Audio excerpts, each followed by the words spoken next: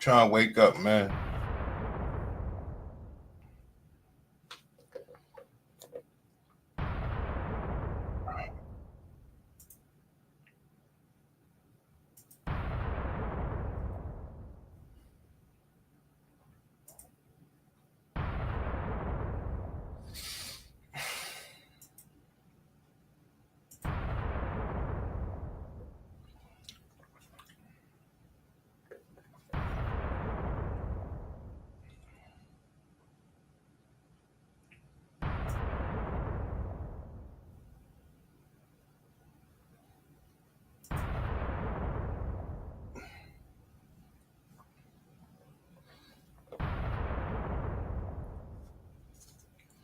Oh.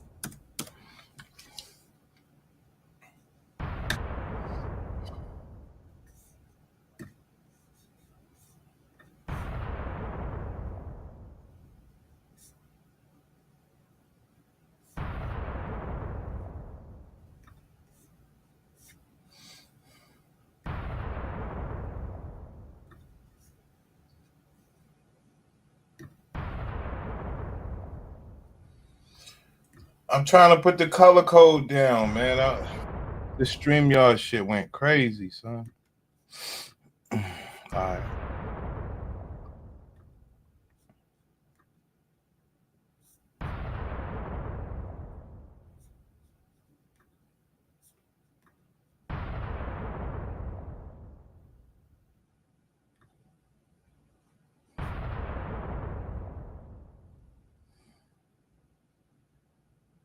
That ain't right.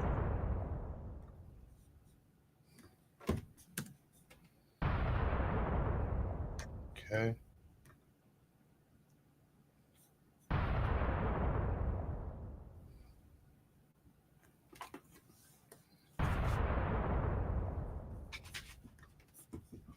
That nigga, what's good? What's good? Class is in session.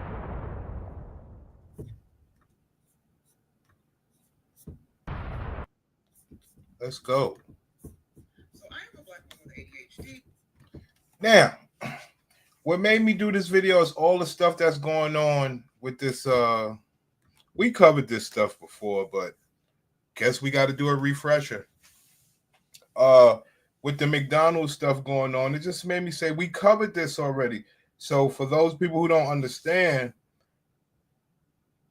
I don't want to say anything too bad, but these women are way worse off than you think. Let's go. So I am a black woman with ADHD, and I struggle with the idea that I have to take medication just to function. Let's talk about it. So I was diagnosed. It's a lot of these women out here that got to do this and do that just to function. Pimp, let's go. I struggle with the idea that I have to take medication just to function. Let's talk about it. So I was diagnosed with ADHD in 2019. I was prescribed a very small dose of Adderall. We're talking about a 10 milligram extended release Adderall pill that I was given. And honestly, it really changed my life for the better. I was able to get things done. I was able to actually go throughout the day. Like I got to 5 o'clock and I was like, oh, y'all still be having energy? Like who knew? But along with that, because my ADHD symptoms had been quieted, I then began to realize that something else was a little off. And so did my doctor, who then had me evaluated for autism. And I found out that, well, I'm autistic. So I have gone back and forth on the idea of medication. Initially, I had a therapist who was a black woman who had a son with ADHD who was adamantly against pharmaceutical medication. We tried some holistic methods, and those holistic methods wholly did not work for anybody. and maybe not anybody, but they really did not work for me. I have tried lion's mane, I've tried other different herbs and supplements, and some of them are very, very helpful, but they still are not as impactful as the pharmaceutical drugs that I struggle to take. Now, the top reason that I struggle with my ADHD medication is going to be internalized ableism. So, it is the idea that I have been told my whole life that no matter what's going on inside of my brain, that there is going to be an expectation that I need to perform by any means necessary. Not only that, but as a Black woman and a Black person, we are always taught to ignore our emotions and focus on getting things done. Because these bills. There you have it, man. You niggas try to blame me for everything. You niggas try to blame me for everything. There you have it. A quote unquote most educated sounding type woman, okay, wants to be clinically excused. But not only does she wants to be clinically excused, she wants to be like every other Black woman, just like the bitch from McDonald's. She wants to be socially excused. Why, Prince? Why, Prince? Because she's worried about how she got to get out here and make it happen to pay her rent. Why, Prince? Because she just told you she was taught that she don't need no man. Black person, we are always taught to ignore our emotions and focus on getting things done. Because these bills ain't gonna pay themselves. And even though I actively try to work against the idea that we have to be workhorses and work mules. You don't have to be a workhorse. You don't have to be a work mule. But it's always fun when we watch all of these videos. 89% of these bitches, they'll tell you, hey, I got to do everything by myself. They never say, well, shit, I need to, learn how to be good to a man. Now, we always say, hey, these babies, I would always say to you guys, these bitches are birth your baby with neurodeficiencies and all of that other stuff. I didn't know the right word. But leave it up to these dumb Black bitches. They taught me. It's called neurodivergent. Okay? So then, they want to be socially excused because of this neurodivergent shit. Well, ma'am, you need to stick that shit on your forehead so everybody can know you batshit crazy. Not enjoy life and just make sure that we got to get stuff done because some bills is paid. I still struggle with the fact that I am reliant on a medication. And this will be. Why would you be more reliant on a I'm not going to keep talking. I'm going to cook them up. I just got to warm up a little bit. Why would you be... You've been taught to be relying on a medication than a man or a family or something. You're stupid. The same, even if it was supplements, even if just the fact that I cannot perform without some type of help is not only internalized ableism, but it's also me believing the lies that capitalism. Hey, that nigga, let me tell you something, that nigga. Let me tell you something. All New York is not city. It's good areas like where you live at in New York, right? Where people are more family oriented. It's not this city slicking bullshit that they show you what's going on. But them bitches are indoctrinated too. So a lot of times you hear with these women say, I came from a 2-parent household. Right, there you go. See, I'm glad I said that, son. I'm glad I said that nigga. You exactly know where I'm talking about. I appreciate that. Now, let me tell you why. Being that you want to talk your shit, I got box stories from everywhere, son. You heard me? Let's go. Where my shit at? This bullshit ass StreamYard. So, I got people, that used to be in the game. Niggas from New York always used to go up to Utica, Albany and in a place called Rome, New York, and Syracuse and everything. Niggas from down bottom would go up top to, do their work and stuff like that, right? So my homie, he had a spot up there in Utica. I mean Rome, which is about, 20 minutes from Utica, right? So the spot was in Rome, but he had a store in Utica on Genesee Street or whatever that shit is. Right? And so we had like a little store, we had a little studio upstairs. And Genesee is like one of the main streets or whatever in the daytime. So I would, get me a couple, try to bag some bitches and shit like that when I go up there and hang out a little bit. And so I caught this chick one time. I forgot, it's a Stu Ben, something called Stu Ben. That's where the street shit start up there. She happened to be from up that way, Stu Ben or whatever, right? So I bagged her. She came to the store one night. Let me knock her down and all that other stuff. And then she said, nah, man, I don't want to knock you. I don't want you knocking me down in the store. I want you to come to my house. I was like, shit. Bitch live up there in Stu Ben where the hood was at. So I told my homie, I said, yo, this bitch, man, yeah, she fucking been store now. She want me hit her in her crib and all that bullshit. He said, yo, be careful going up there to Stu Ben, son.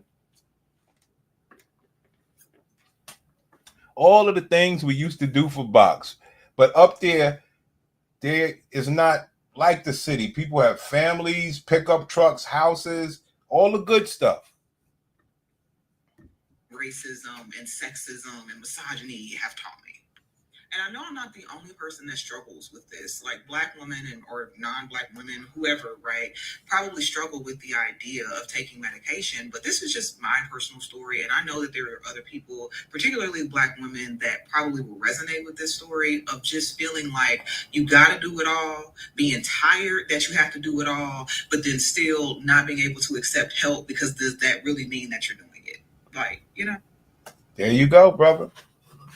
Somebody who's batshit crazy and on medication. They're all the same. I look absolutely bonkers right now, but I wanted to give you guys an update on my Wellbutrin. So it's officially been a week, and here's an update. I was prescribed 150 milligrams of Wellbutrin. I take one a day in the morning time. And I have noticed a difference. So, cons first. The first con is my appetite is suppressed. She did mention that my appetite will be suppressed. That is a common side effect. When it comes to my appetite being suppressed, it's not that I'm not eating. I'm just not hungry. My mouth is dry. I have like this bad taste in my mouth. A couple of hours after I take it, I make myself eat. I don't finish a plate though. It may be a pro to some people who want to lose weight. I personally do not, but I'm not against it. Really? That nigga, we're going to have to talk about that. Not eating. Like, it's a pro and a con at the same time. The main thing that I have been experiencing is increased insomnia. It is advised that you take this medication in the morning time so it can wear off by the evening. Taking it at 9 a.m. thinking that it will wear off by the time I get in bed around 10 or 11, and it has not. So I started today taking it at 7 this morning. Well, I took it today at 7 this morning, so hopefully I'll let you guys know. But last night I got maybe 4 hours of sleep. That's a con. That's a con because I really like my sleep. On to the pros, I do notice more energy and more like focus. Like I can sit down and complete a task. For example, yesterday, I really have been putting off cleaning out my pantry. Not even organizing it, just cleaning it out. I've been putting it off for months. And I just got a wind and did that. And I was clean, like I was cleaning up, but I wasn't tired. There you have it, fam. So that's what I say about these bitches all the time, man. It's all bullshit. Ma'am, you can fuck me. I'll come help you clean the shit out. But they'll do anything instead of trying to be with a man. It's ridiculous. No, I'm not just doing it. You got to fuck me. Fuck out of here. Fucking bitches ain't getting no pass. But it's that easy to get somebody to help you where you ain't got to be on mental drugs fucking up your body. All right, let's go. You never understand how drugged up these bitches are. Because you got to remember, this is just for them to function. They still might want to hang out, do alcohol or whatever else. So I am very self-aware of my mental diagnosis, and I told this my woman, psychiatrist, now listen, this woman looks and sounds like the McDonald's killer. So I am very self-aware of my mental diagnosis, and I told my psychiatrist I didn't want anything that'll make me feel like a zombie. So she did. I told my psychiatrist I didn't want anything to make me feel like a zombie. So she's very well aware that she's, whatever you want to call it, because I don't believe in any of this bullshit. That's the Kevin Samuels bullshit. So now she's on all of these drugs. Look, check this out. Give me naltrexone, which is good for cravings. And then I have something for sleep during the night. And then I have something for the day when people get on my goddamn nerves. So yeah, that's how I'm coping. And I'm on a 30-day program because y'all know I really don't believe in synthetic medication. But I'm on a 30-day program and it's going good so far. I was still, gardening with my meds because ain't nobody finna tell me what to do. But there you have it, man. This shit is all about social acceptance of being a straight asshole. Right. She like uppers, not downers. Right. It is creepy, man. But it goes into everything that we talk about in class as far as like, hey, how do you think these women are well? How could you possibly say these women are living the human experience, for lack of better terms? Because they have so much shit going on. Now, what is the cocktail? The cocktail is they was on birth control when they was a child. They grew up on that, right?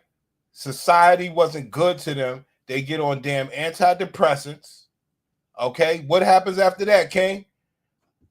Oh, they still realize that they're crazy, but men still want to fuck them. So what they do? They get back on birth control. So now they're on birth control and antidepressants and alcohol when they want to go hang out.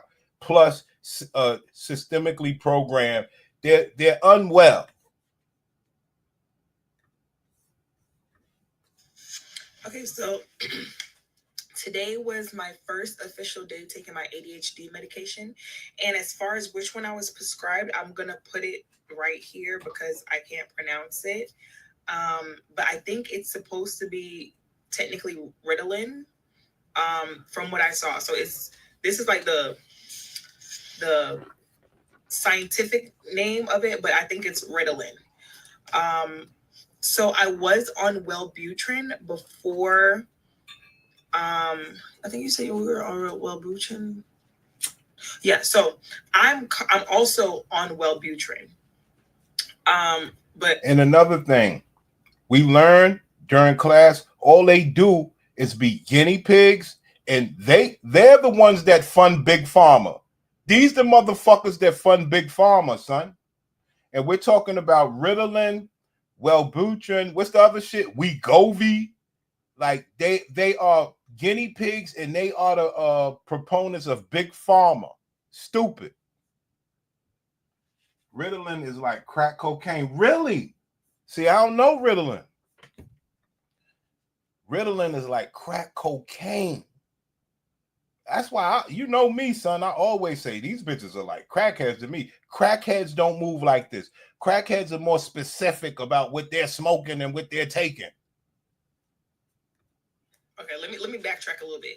So before I got officially diagnosed, I was on Wellbutrin. And now that I'm diagnosed and she's put me on these medications, on this medication, she doesn't want to stop me on Wellbutrin cold turkey, so she half my Wellbutrin dosage, and then I'm gonna wean off of the Wellbutrin while I'm taking the Ritalin. So, ma'am, you sound like a druggie.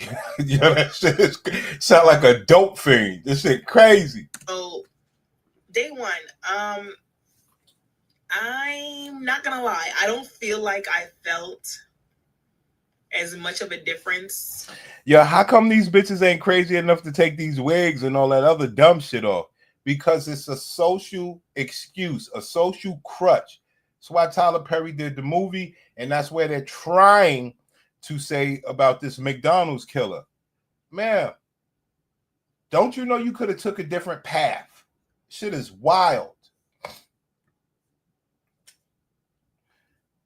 They got a wing off that just like crack. Wow. Wow. This is serious. As I thought I would feel, I did feel a lot less. I'm not going to say a lot less anxious, but I will say I felt noticeably less anxious. Like this morning, I was running late, and normally that would like send me into a panic, and I would be in a panic like my entire way to work. And I kind of like just didn't care. But it didn't give me, it's supposed to be a stimulant. And some people say you can't take it like before, like too close to bedtime or whatever. But for me, what happened was I take 2 a day. So one when I first wake up, and then another one, she said no later than like 1 or 2 o'clock because I won't be able to sleep. So yeah, it didn't give me what I thought it was going to give me. And also, but I also drink a lot of coffee. I normally drink protein coffees in the morning. So I do 4 shots of espresso with like a protein shake together. That's the shit I was talking about, that nigga. So you count the drugs, you count the birth control, you count the alcohol, you count the lifestyle. Now you add in espressos and caffeines, just hard body shit. But it's so funny. That's one thing I always get a kick out of when I watch all these bitches. But you're never anxious, and you're never doing espressos to get a husband or a man. It's to work. It's to function. Because having a man, you ain't got to function. Shut the fuck up. Bend over. Fuck out of here.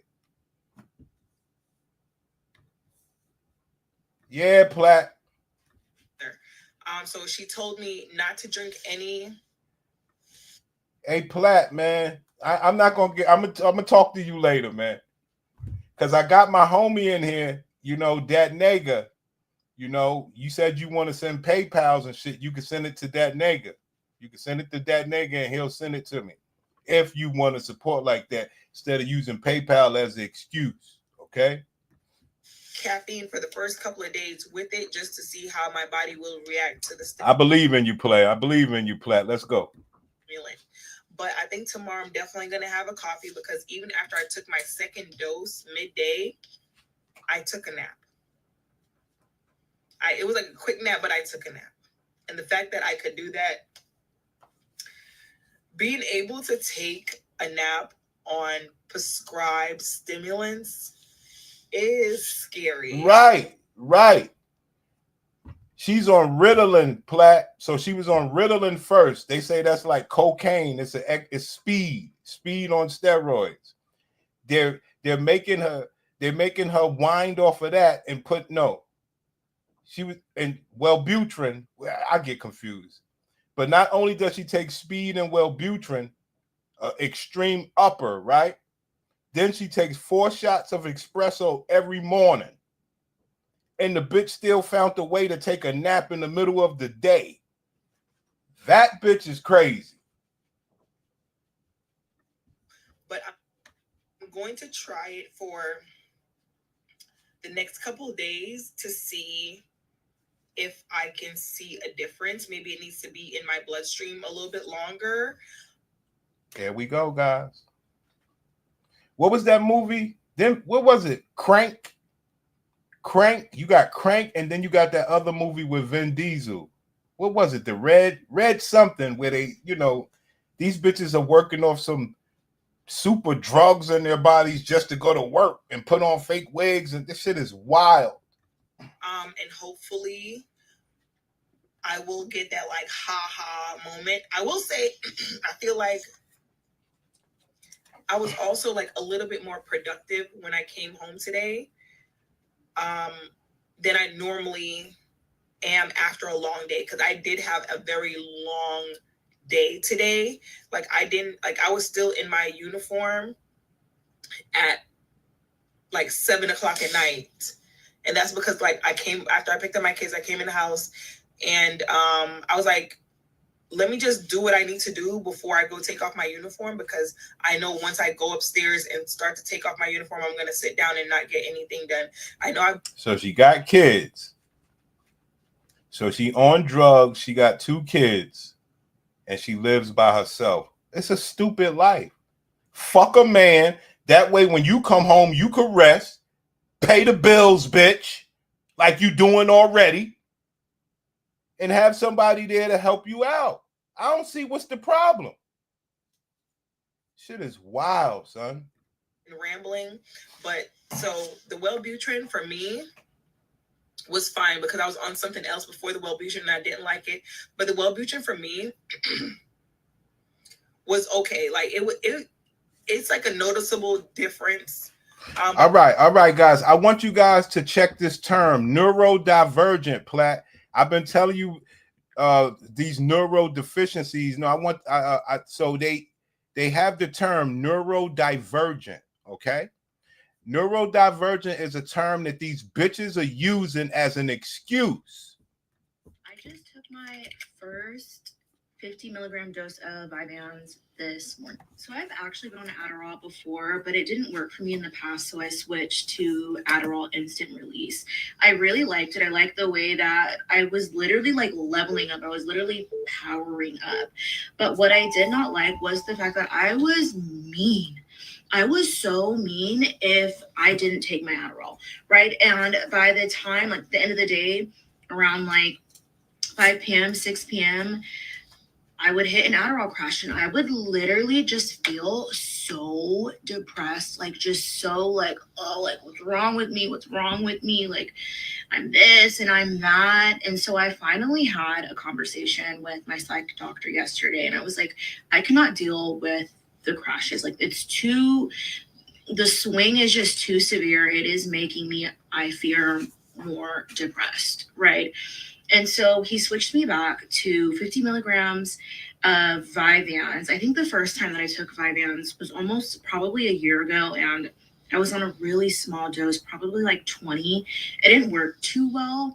So I would say this is the first day. The first most noticeable difference is that the bitch got a whole chest tattoo.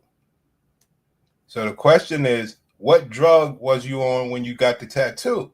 See, because you don't seem stupid or slow to me. You seem like a dumb black bitch that want an excuse to be socially excused for bullshit. Because you know how to, you look what she said. She said, I really fell into a depression when the drug went off. So what was the next best thing she needed? She said, I needed to go to the doctor to get me a better fix. Ma'am, you a fucking druggie, man. It's like I feel like Vyvanse does this like a steady, it's very steady. As where Adderall, the instant release was like, yo, we got a professional in the building. That nigga knows the effects of all the different neurodivergent drugs that these bitches make big pharma have millions and billions of dollars because they don't know how to fucking act. Shit is wild. So that nigga knows all the effects of these different drugs that they name. She named another one, Adderall, that nigga. What was it? It was Vyvanse. Vyvanse. I think the first time that Vyvanse. What's Vyvanse? Vyvanse was almost probably a year ago, and I was on a really small dose, probably like 20. It didn't work too well. So I would say this is the first day. The first most noticeable difference, Vyvanse at the end of the day, because it's not the end of the day. It's only 3:30 p.m. where I'm at. But the most noticeable difference is like the steady climb. Like it's like I feel more like kind of coasting. I've gotten a lot done today. I just feel more steady, right? I feel more steady, and I really, really, really, really, really, I like that. I like that a lot. It is an extended release. I think Vyvanse, I think Adderall is the only ADHD medication. Don't quote me. I'm not a doctor. That comes in extended and instant release. I was taking the instant release, which did like the that thing, but it also did the crash and burn thing. So hey players, class, as brothers, could you imagine of speaking about yourself in this way? Imagine this was your life. Which did like the that thing, but it also did the Hello, one more time. that thing, but it also did the that thing, but it also did the like the that thing, but it also did the. Could you imagine thinking about your life like that? That every day of your life is like, no. You try to, keep yourself level-headed, steady.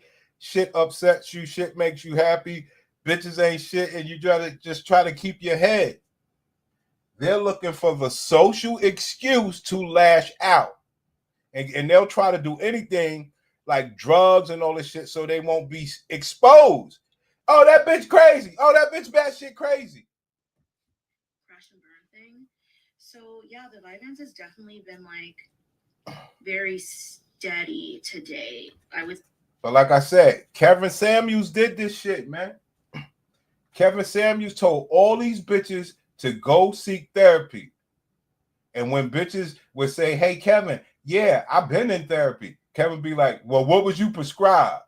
So he was using it as a crutch to shit on them bitches at the same time, but he also promoted it. I didn't like that. They're going to these fucking doctors to get placed on drugs. Not cool. Not cool, man. Not cool. Vivalin sounds like a less potent Adderall. My goodness. They have gotten a lot.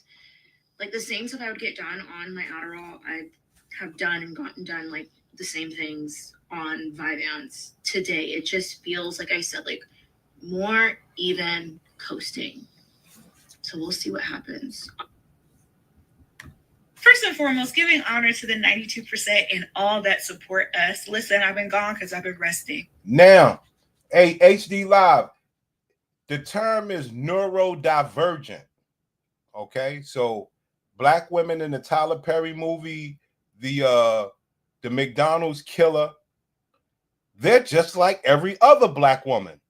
They're on neurodivergent uppers and downers. What was the other shit? Birth control, alcohol, espressos. So their bodies are filled with shit just to function. But that's an excuse, and also to hide the fact that they cannot be around, people of love or business.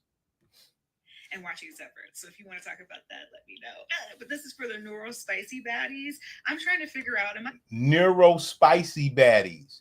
That's one thing that these people do. They try to make everything that's bad acceptable. No, we got to start accepting our therapy. No, we got to start accepting our mentally fucked up people. We do accept them over there. Don't try to mix it up with me. It ain't going to work out well. The only person who decided during one of the worst times in history to unmask. Yo, Platt, that's what I say. I know I'm from the street, so we know. We got family, whatever the case is. We know crackheads are better people than these black women that got jobs. Yeah, you might got more money, but you ain't a better person. You are not a better person than these crackheads. You do not have more honor. You do not have more courtesy. I'm going to go ahead and say it. You do not have more decency than a damn crackhead. I'm going to say it. I'm going to say it. I'm going to say it. Fuck it. They rather go chemical than natural. They out here, oh boy, tasting like black licorice. I agree. I agree, man. I agree. Like, I know you know that we all need community to get through this. Like, there are old systems that have been in place for centuries that no longer are going to support where humanity is evolving to. So they have to go extinct. But in the midst of their extinction process, they're going to get expeditiously worse. And I'm not trying to raw dog that extinction process without a community or a tribe. There you go. Bat shit crazy. Okay. People need to talk about how crazy it feels when you have a strong sense of justice and there's so much going on in the world, because politics and everything right now is crazy. But when you're also a racial, like a minority group on top of that, it can feel like everything is too intense. 40% of the sex trafficking victims in the United States are Black women. 36% of the missing people in the United States are Black women. And when it comes to underage Black girls, the treatment of them is even worse because they're sexualized from a young age. There have been studies that Black girls as young as 5. You know what? I'm going to say something. Y'all. Listen, all of these studies and all this shit that these people run off, son, it's the Old Testament. The new generation is not like this. The new generation don't even have time to be around Black people anymore. Nobody's together. Bitches got their babies in the crib by themselves. You don't have family around where they doing all this early essay, and that shit is over. And with that being said, the Black girl growing up, I go through the hood. I see what's going on. My little Black sisters, they walk around with confidence, swag, and in any way that they want to act. Nobody, there's no Black girl you could go to right now. See, that's why you know all of this is bullshit. Ain't no Black girl, I'm talking about 13 and under, that you could go say, hey, do you feel like, you know, something's keeping you down, that you can't be whatever you want to be in life? She's going to be like, hell no. I could do whatever I want. Now, it might not work out that way, but my little Black sisters do not feel like any man is stuff. Look, I live in a building in the elevator. The Black girls get in the elevator with me, or any Black boy, they know they have confidence. They know they have protection. Ain't nobody touching their asses. All right? These little Black girls grow up with supreme confidence, man. That's why when you hear these bitches talking that, oh, we're shut down. No, you ain't. You lying. You mad that you got grown and you realize, oh, I chose working. Oh, it's rough out here. That's what happened. But the little Black girls, they believe the world is theirs. Trust me, man. I see these little, with all this weave and all this shit in their hair at 11, 13 years old. They walk with a confidence. They ain't worried about nothing. It's a beautiful thing to see, even though you know they're going to turn out fucked up. But I love to see I say, talk about little Black girls are scared. Where? Fuck out of here.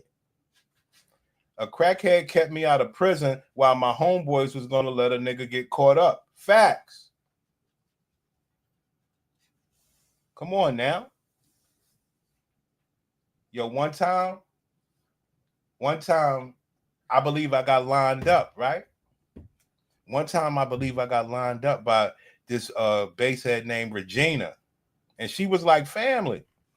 And either her or her brother Jeff lined me up. Because when I pulled up, the damn detectives came out of everywhere, right? So the detectives came out of everywhere. And I had a couple pieces on me or whatever the case is. So being that, you know, I was like, oh shit, this bitch set me up, right? Because Jeff wasn't there. So being that I saw that happen, because I just came from a whole different town. There's no way the police knew I was coming there. I just came from a whole different town. Okay? So she set me up is the first thing I said to myself. What did I do? I only had a couple pieces on me. What did I do? I put them shits on her. Bitch, you set me up. You taking that, bitch. So I put the shit on her, right? Put all the shit on her, right? Police took me to jail or whatever. I ain't got shit. You understand? Now, we both went to court. They let me out and she stayed in. They didn't let her out. You understand? I was like, oh shit. And then they let her out a few days later. I was like, what happened? What happened? Because she never told her anything like that. What happened? What happened? She said, yo, I put this shit up in my dreads. She had dreads. She had beautiful dreads, right? She had dreads. She put the shit up in her dreads. Okay? And they couldn't find nothing. So we both got out. Thorough bitch. See, because I don't know if she did or her brother Jeff, but it was what it was. I put the shit on her so she could physically tell on me, and then I would, handle it from there. You understand? But she never told. So I was like, oh. I said, Regina is official. You hear me? Crackheads only steal to get high. Keisha steal to steal and steal some more. Facts. Facts. I could agree with that. Yo, one time when I was a child, right? One of my uncles was smoking crack, right? Yo. I came in one night. It was late. And I'm in the bed, and I'm facing the wall trying to go to sleep. And I hear this nigga come up the stairs, and I hear the nigga like rattling my pants. Like, what the fuck? Now I didn't think nothing of it because I didn't know he was a crackhead. I wake up the next morning, my money is gone. I was like, yo, where the fuck is my money? Yo, the nigga was downstairs asleep. Now, I was younger. I was like, where the fuck is my money? I might have been like 15, 16. Yo, where the fuck is my money, B? I heard you touch my pants last night, B. I just didn't think you was going to steal my shit. And he was down there saying, yo, the nigga jumped up as my, yo, nigga, I ain't steal shit from you. Yo, the nigga sunned me, son. Yo, the nigga sunned me. I was like, oh, shit, yo, son. Yo, the nigga sunned me. The nigga jumped up and said, yo, I ain't steal your fucking money, nigga. Whatever. I was like, oh, shit. The nigga sunned me. Nigga stole my money and shit. So a little bit of time went on and shit. And, the nigga kept, like, trying to sun me. Like, not stealing my money anymore, but he know I was very upset over what happened to me. And he just seemed to not give a fucking laugh at me till one day, me and my uncle just had it out, son. I just went out. I set it off on the nigga. The nigga was trying to just play me a little too much. And all behold, this nigga's a crackhead. So I did do the right thing. You know what I'm saying? Like, yo, I didn't know he was a crackhead at the time. Fucking thieving ass nigga. I kept, yo, B. So crackheads, they gonna only steal to go get high. I forgave the nigga over time. You know what I'm saying? Over time, I forgave the nigga because shit, nigga, I set it off on you, B. And then I didn't know you was a crackhead. Fuck, man. It's fucked up. But she could have been an informant and Kappa. Right, and for a few extra days just to make it look legit. Yeah, I would say, maybe she was, because long as I didn't get busted, was all, because clearly she set me up or something like that. But yeah, maybe she was an informant to make it look good. I know I ain't never deal with that bitch again. There's no way police should roll on me and I'm coming from another town. Impossible. But guess what, bitch? You gonna take that. Then let me, you show me in my face that you literally snitching on me. See, when they set you up like this, they'll still try to say, hey, no, it wasn't me. Shit just happened like that. Not knowing that you came from another town so they could play all these dumb games. Now, I don't play none of that shit, son. Take this work, tell on me so I can handle you. But it never happened. So it was a great, great day. But I ain't gonna lie, I had some tell on me one time that they snitched on somebody else because my shit was too good. Yeah, it's rough like that. It is rough like that. It is rough like that. These people are ruthless, man. These bitches are adultified. they call it, because people often assume that Black girls from 5 years old and above have more knowledge of sex than a white or Asian girl at the same age.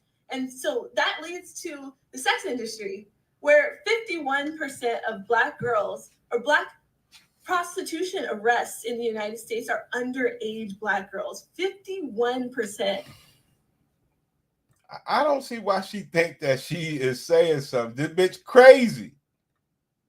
So I've been talking a lot about masking, but now I want to be very specific because I've been very general. Plain, what's good? King Disagreeable, what's good? I think that there's an interesting intersectionality that we have to address. And when it comes to both masking and also code switching, right? Like being able to be in environments where you're just like, well, now I can be myself. I can embrace my culture, and then being in predominantly white spaces and having to kind of switch. And I'm especially speaking to the Black girls who, or at least the late diagnosed Black women who, as young girls, were in predominantly white schools because they were the good schools. So there was an added pressure of having to code switch so that you wouldn't be seen a certain way.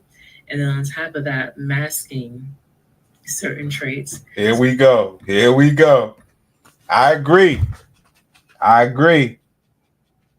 Bad customers will lead to less respect. They be like, oh, I ain't fucking with that nigga. They be like, yo, I ain't fucking with that nigga. You ain't got it like that. It's real. It's real. It's real. Is she speaking on how to be civilized versus being a gladiator? Sort of speak.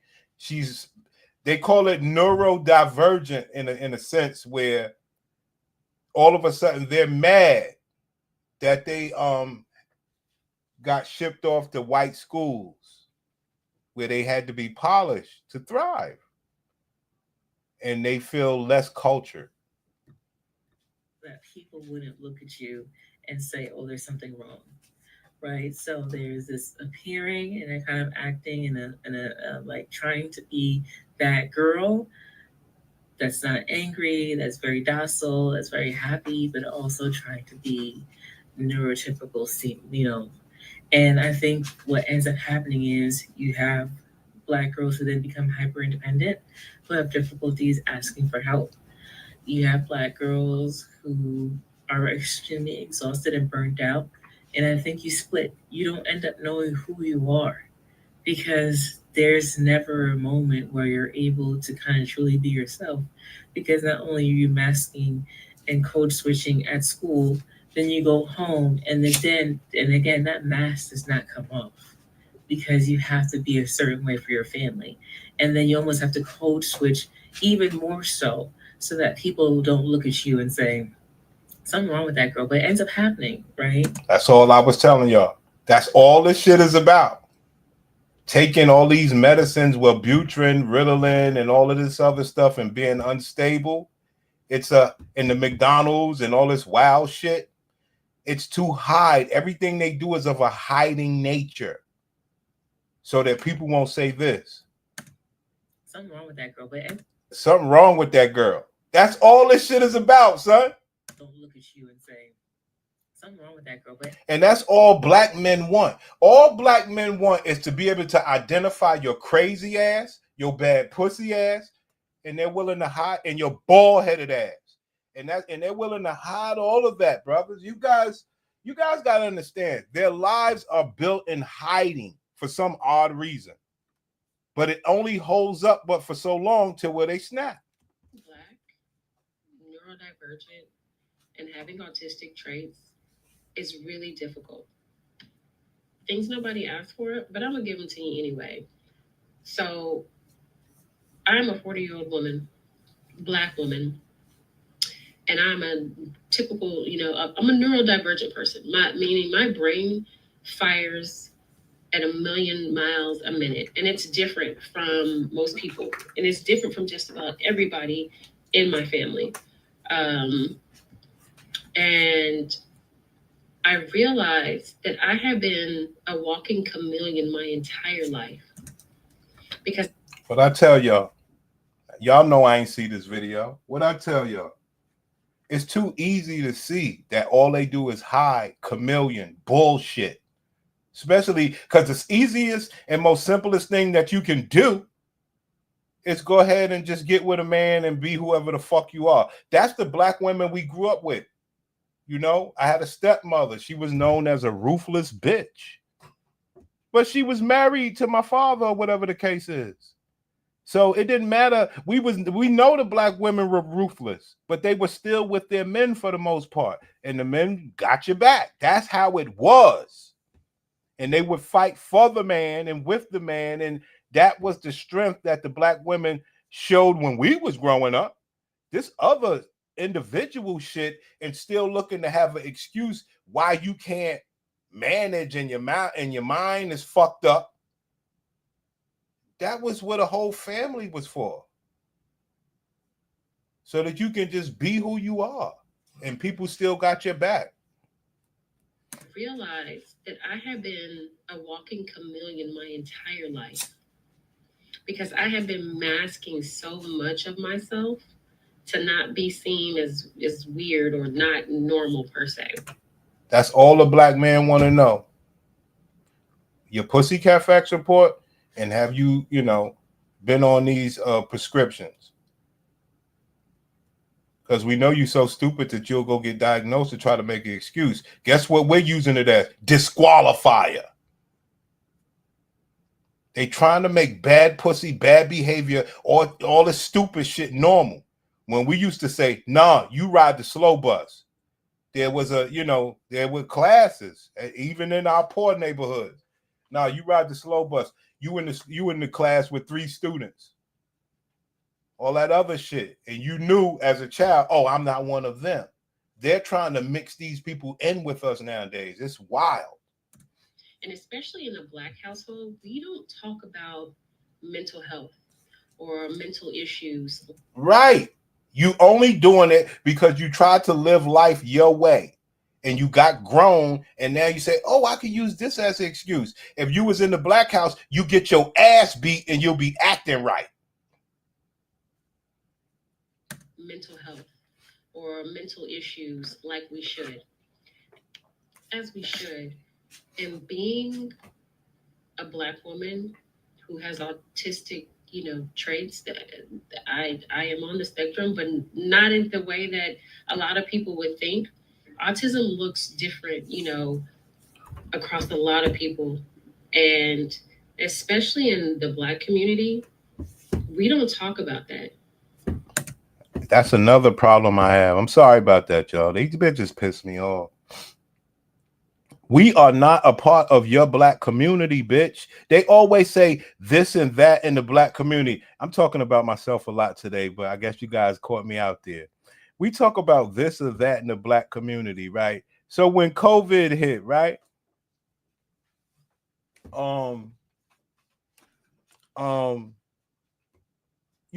They kept saying, yo, the black community. Okay, we all know the black community. We all sick and whatever the case is, right? But I would be damned if I'm going to put a mask on from this. So you telling me the same air that I've been breathing my whole life, now I got to put a mask on just to be outside? I'll be damned. I'll be damned. And, they keep putting these stigmas on us black people, man. This shit is wild. They don't speak for us, especially us street people. You don't speak for us at all. So don't try to put us in that pot where you're slow and you're fucking sickly. No, don't put us in that pot. Because you don't put the street people in the pot when you're trying to do good. We're not doing that. We don't address that. Like in the household, we don't talk about it. And I realized, nigga said this bitch ain't autistic. How is she autistic? I don't see it. She said, nah, it's a whole range. Right. Anything to make us be in the gray area where you could get an excuse to be a fucking creep. You got some nerve trying to blame the black. No, black community ain't got shit to do with your slow ass, bitch. How you autistic but trying to act like you're not? I'm done. That bitch ain't autistic. Fuck you mean? Fuck you mean? Yeah, don't start this shit. People would think autism looks different, across a lot of people. And especially in the Black community, we don't talk about that. We don't address that. Like in the household, we don't talk about it. And I realized, like, just going through all of this, I don't want to say self-help, but just kind of like revelation of myself and learning myself now, I've realized that I have masked a lot of those traits and tendencies and things that I have as far as that I know now were autistic traits, because I didn't want to be seen as not normal, and in my household and in a lot of Black households, there are a lot of us who are on the spectrum in so many different ways, but a lot of us don't know we're on that spectrum because nobody has ever taken the time to like understand our mental health. Because if I know growing up, I couldn't really just go to my parents and and be like this, I learn different, sometimes I get numbers mixed up. Like my brain learns different than the average person. And a lot of times I had to suppress a lot of that and force myself to learn a certain way that people were teaching. Hello?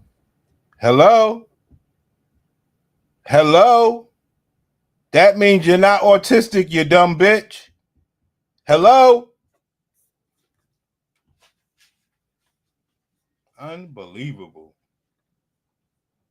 I think psychology was meant to just confuse these bitches. I'm telling you, it's one of the things. I rock with Kevin Samuels, but that was one of the. I never liked him trying to encourage therapy on these bitches. I never liked it. They really playing right. They're really playing retarded to play off having bad box and having evil tendencies, and that's why I love exposing these types of. This is war. Facts. Wait, what she say? I'll play it back. This is the white man bring his poison to the hood through the Black women, right? We would find a place for you if you were slow. Facts. They're trying to normalize it. Nah, take your slow ass over there. You shouldn't be, like they say, broke niggas shouldn't be dating. These bitches shouldn't be dating because they are a danger, son, just like the McDonald's bitch. That shit really made me do this class. Like, nah, these bitches are on these drugs and they acting a fool and they acting retarded. They're trying to get social excuses for evil tendencies. Nah. Fuck no. Suppress a lot of that and force myself to learn a certain way that people were teaching and go back and figure out how to teach it to myself so that I actually retained it and understood it, because my brain was just not picking it up. And in Black households, like you just doing bad on your work. Like nobody really talks about the mental health aspect of it. Like that mental aspect of it. It's not that I don't want to do it. It's just everything in my brain is like, or it may take me a little longer to finish something because my brain is working so fast that I'm going to go over here and do this, but then I'm going to go over here, but then I'm going to come back and get it done. And I'm going to get everything done, and it's going to be done right. No matter how long it takes me or the avenues that I choose to get there, it may not be a straight line like some people. Mine may look like this, but it gets done. And I just feel like we as a community, we have to start talking about that mental health more. We have to start acknowledging that autism, it is big in our community. There are a lot of... Y'all hear it. So he goes out to all my neurodivergent hotties. Look, as a neurodivergent Black woman myself, I have found myself a lot for years. I was just masking and lying and making excuses instead of just living in my damn truth. I have ADHD. I know it's not like a huge thing. Like, wow. I was diagnosed late in life, and I felt like that was the most embarrassing thing in the world because I did not understand ADHD. And I was like, I'm 21. why in the hell are you just now telling me this? But not realizing that those symptoms show up differently in girls than it does boys. And I would just like lie all the time about, what was going on with me because I was so embarrassed because I felt like, I couldn't talk about that stuff in the Black community because I remember telling a family member, like, yes, I have ADHD. And they were like, so you slow? No, not slow. But my brain does function differently. And in that journey, because nobody gave me any resources, nobody told me about all these groups that we have now, and everything that we have now. I didn't have any of that at the time. And I was just trying to navigate that space of being a neurodivergent Black woman. It wasn't until I really just started living in my truth and just started telling people, because it got to the point where I was losing so many friends and people were acting weird with me. And one of my things with me are like big things is I don't have relationship degradation mechanics. See, I try to let it play, man. Y'all know I wanted to laugh. That's what we talk about. We don't know all this neurodivergent shit. We don't know all of these terms. We only know one term. Telling a family member, like, yes, I have ADHD. And they were like, so you slow? No, not slow. But my brain does function differently. But so you slow? No, not slow. It is what it is. The woman that, this is what's happening right before our eyes, Pepper. As a neurodivergent woman, especially a Black neurodivergent woman, I'm tapping out of this conversation for the next 4 years. The only people I give a fuck about right now are my fellow neurospicy people, okay? Like, I didn't know we was going to take this turn. They call us neurodivergent baddies, neurodivergent spicies. They're trying to put swag on being slow. I'll be damned. They're trying to put swag on being slow. They try to put swag on having bad pussy. They try to put swag on being an asshole. They try to put swag on abortion. I'll be damned. Divergent woman, I'm tapping out of this conversation for the next 4 years. The only people I give a fuck about right now are my fellow neurospicy people. Stop the show. I want to talk to you. That nigga just said something. Where's my bomb at? That nigga just said something. But it's almost. Hold on, man. Where's all my clips?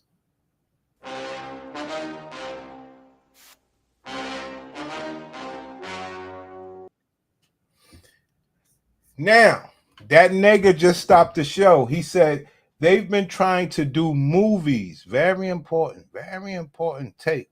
They've been trying to do movies of that shit. They've been trying to do that shit. Been in the movies. It just made it to reality. I agree. Hey, Plane, what's good? So check this out.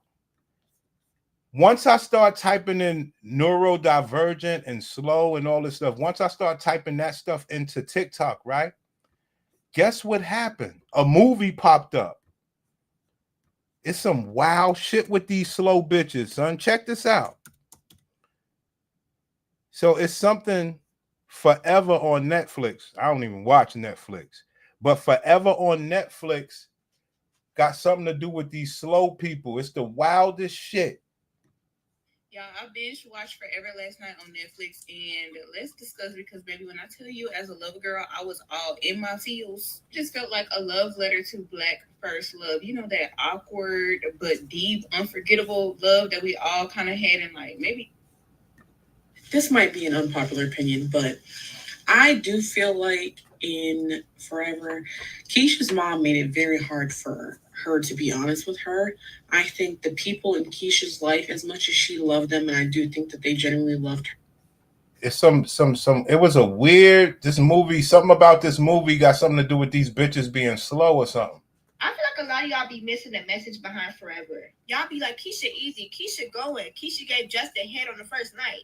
Like, that's because Christian made Keisha feel like she has to give her body to boys to be loved. This show is really a reflection on this generation. Niggas be wanting one thing and one thing only. And even though that's not what Justin wanted, that's how Christian made her feel. Now she can't unfeel that way. She don't have no self-respect. She don't have no morals. And neither do these girls in this generation nowadays. And it's sad, but it's true. And when Christian leaked her tape, that's reality nowadays. You can't do nothing with a boy without him recording you, trying to embarrass you, going kissing and telling his friends, telling everybody y'all did something. That's nowadays. And when Keisha and Justin was in the movies. Yeah, something about this Forever movie. It's some weird shit with these bitches being slow. Let's talk about Forever. Guys, I didn't like it. Let me see why. I loved it, but I hated it at the same time because it's just so realistic. Oh, I can't even do it, girl. I can't even do it. What do you mean? Okay, if you haven't watched Forever, you're late, for one. 2, spoiler alert. I take you down the rabbit hole of these hoes unless you watch Forever. If you know anything about it, but I don't. But when you start to go down the rabbit hole of these hoes, this is what happens. Fuck you mean they broke up? And what they separate ways. Mind you, it's realistic. I get it. You know what I mean? There's no point. You're staying in LA, I'm moving over here. It makes no point. There's no reason for it. But at the same time, what's killing me is the blocking, the unblocking. That's so me. That's so me, Steve. And if I'm done with you, I don't even have to block you. You're not for it. Like, I don't even have to block you. I don't even have to respond. I'm not going to. That was killing me. That's too realistic. It would just hit me every time. Every episode was hitting the fuck out of me. Her leaving voicemails over and over again. Love her down for that. Me, I would have given a fuck. That's the one. I got one text to me. No response? Like, what do you mean? Nigga, go to hell. What else? I had it in my mouth. Him saying he wants to go to Howard, and she was like, that's not what you want. He was kind of getting on my nerves. He was so mesquine. It was like he... Sorry about that. You know these bitches are crazy, man. Prince, look up Cuba Gooden and radio. Oh, man. All right. I know radio, man. Oh, here we go with the bullshit. Oh, man. I know that movie. Unbelievable.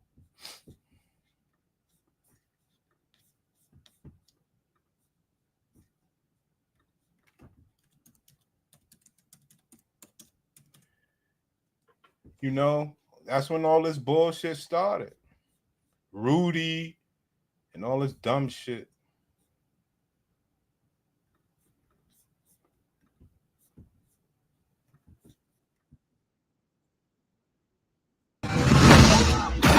In a town driven by competition. Coach, you reckon these are the boys gonna take us back to state? If I was to tell you that, y'all wouldn't have anything to talk about.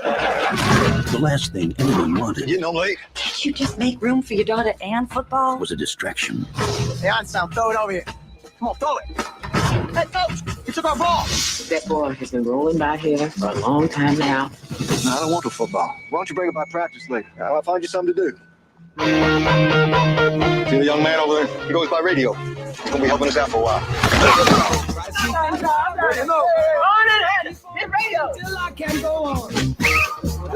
What exactly is wrong with it? He the same as everybody else, just a little slower than most. It's radio. Put that up and on. Just grab something. Those look fine, radio. You got yourself a distraction needs dealing with. Quite a show you put on out there tonight, Coach. Just wonder if you're running a football program or a social club. We're not going to be able to take you on the bus today. Some folks, they just don't understand yet, but they're going to catch on, believe me. Why on earth are you doing this? I figure it's the right thing to do. Gary Powers is released from the Soviet Union. True or false? What'd you say, radio? I know we haven't had much chance to talk. I'm not doing this. You should have never said you laughing. I'm not doing this with you, man. You got to stop this shit.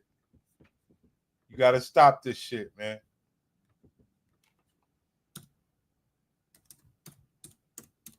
This nigga ain't shit.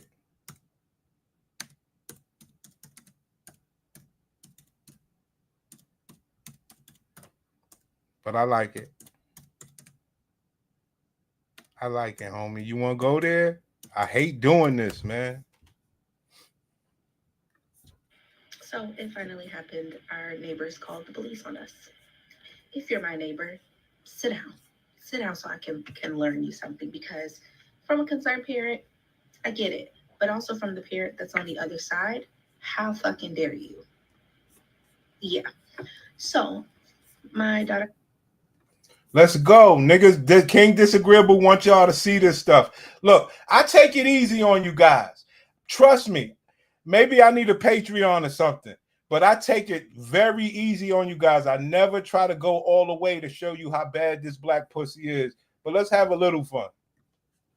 So it finally happened. Our neighbors called the police on us. If you're my neighbor, sit down. Sit down so I can learn you something, because from a concerned parent, I get it. But also from the parent that's on the other side, how fucking dare you? Yeah. So my daughter has therapy. I talked about this in a previous video. She has a in-home therapist that comes every week. We have set it to every Fridays, and we've gotten on a consistent schedule with Miss Brenda. We love Miss Brenda. I depend on Miss Brenda, okay? Are you with the story so far? Put a one. Matter of fact, put prayer hands in the chat if you with the story so far. I'll bring it back. So it finally happened. Our neighbors called the police on us. If you're my neighbor, sit down. Sit down so I can learn you something, because from a concerned parent, I get it. But also from the parent that's on the other side, how fucking dare you? Yeah. So my daughter has therapy. I talked about this in a previous video. She has an in-home therapist that comes every. My daughter has therapy. King Disagreeable started this bullshit. Yo, sponsor the show, class. King Disagreeable started this shit. This is what the black pussy produces.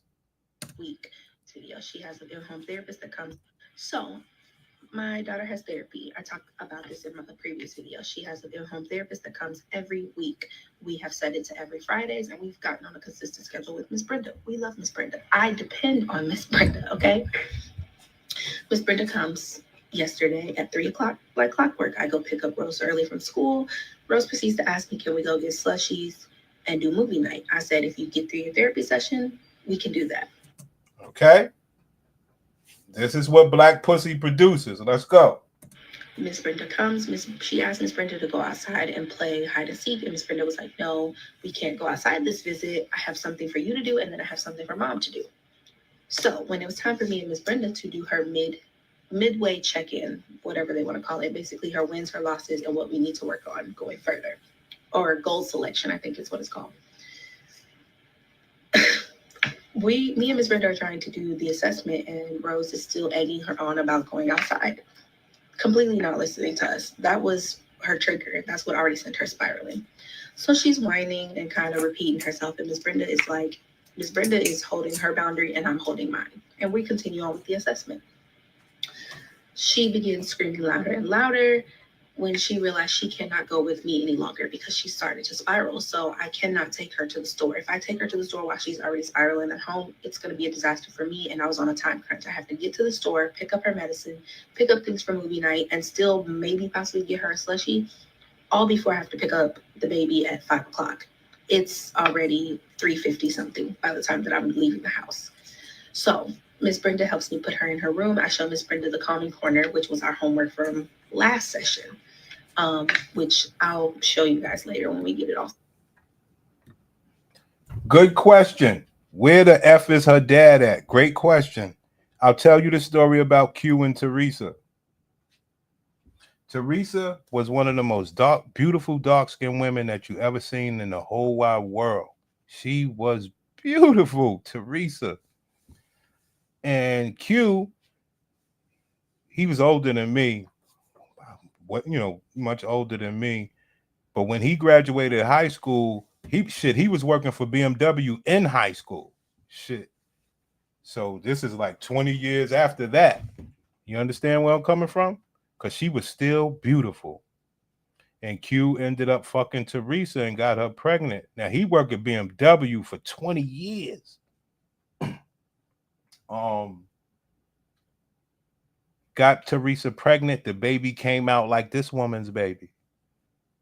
Q abandoned the woman. He worked for BMW. Take the money out the check, Q said. Never, ever been around that child a day in his life. The little baby wears a helmet and stuff like that.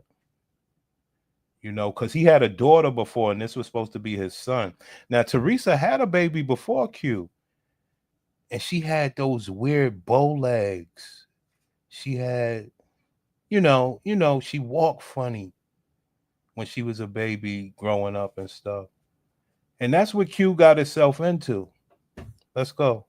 That's where the father's at. He did a Q. He left. Take the money out my check.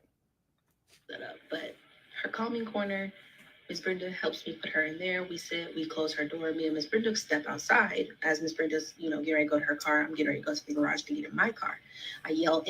Before doing that, I yell into the shower to tell my husband that Rose is in her room. Oh! So I can't take. Oh! Dad's like, cool, got it. Oh!